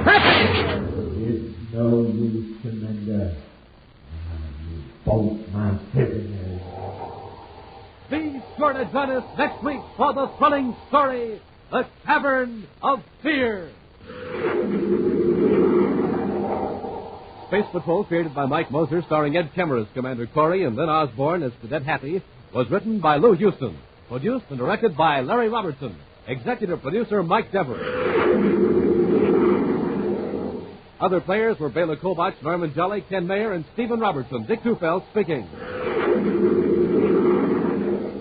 Now, don't forget to tune in next Saturday and every Saturday for exciting action on Space Patrol. Space Patrol was brought to you today by Nestle's Quick for the greatest tasting chocolate milk and those famous Nestle's chocolate bars. Be sure to see another exciting Space Patrol program on your local ABC television station. Consult your newspaper for time and channel. This program was broadcast to our armed forces overseas through the worldwide facilities of the Armed Forces Radio Service. Space Patrol came to you transcribed from Hollywood. This is ABC Radio Network.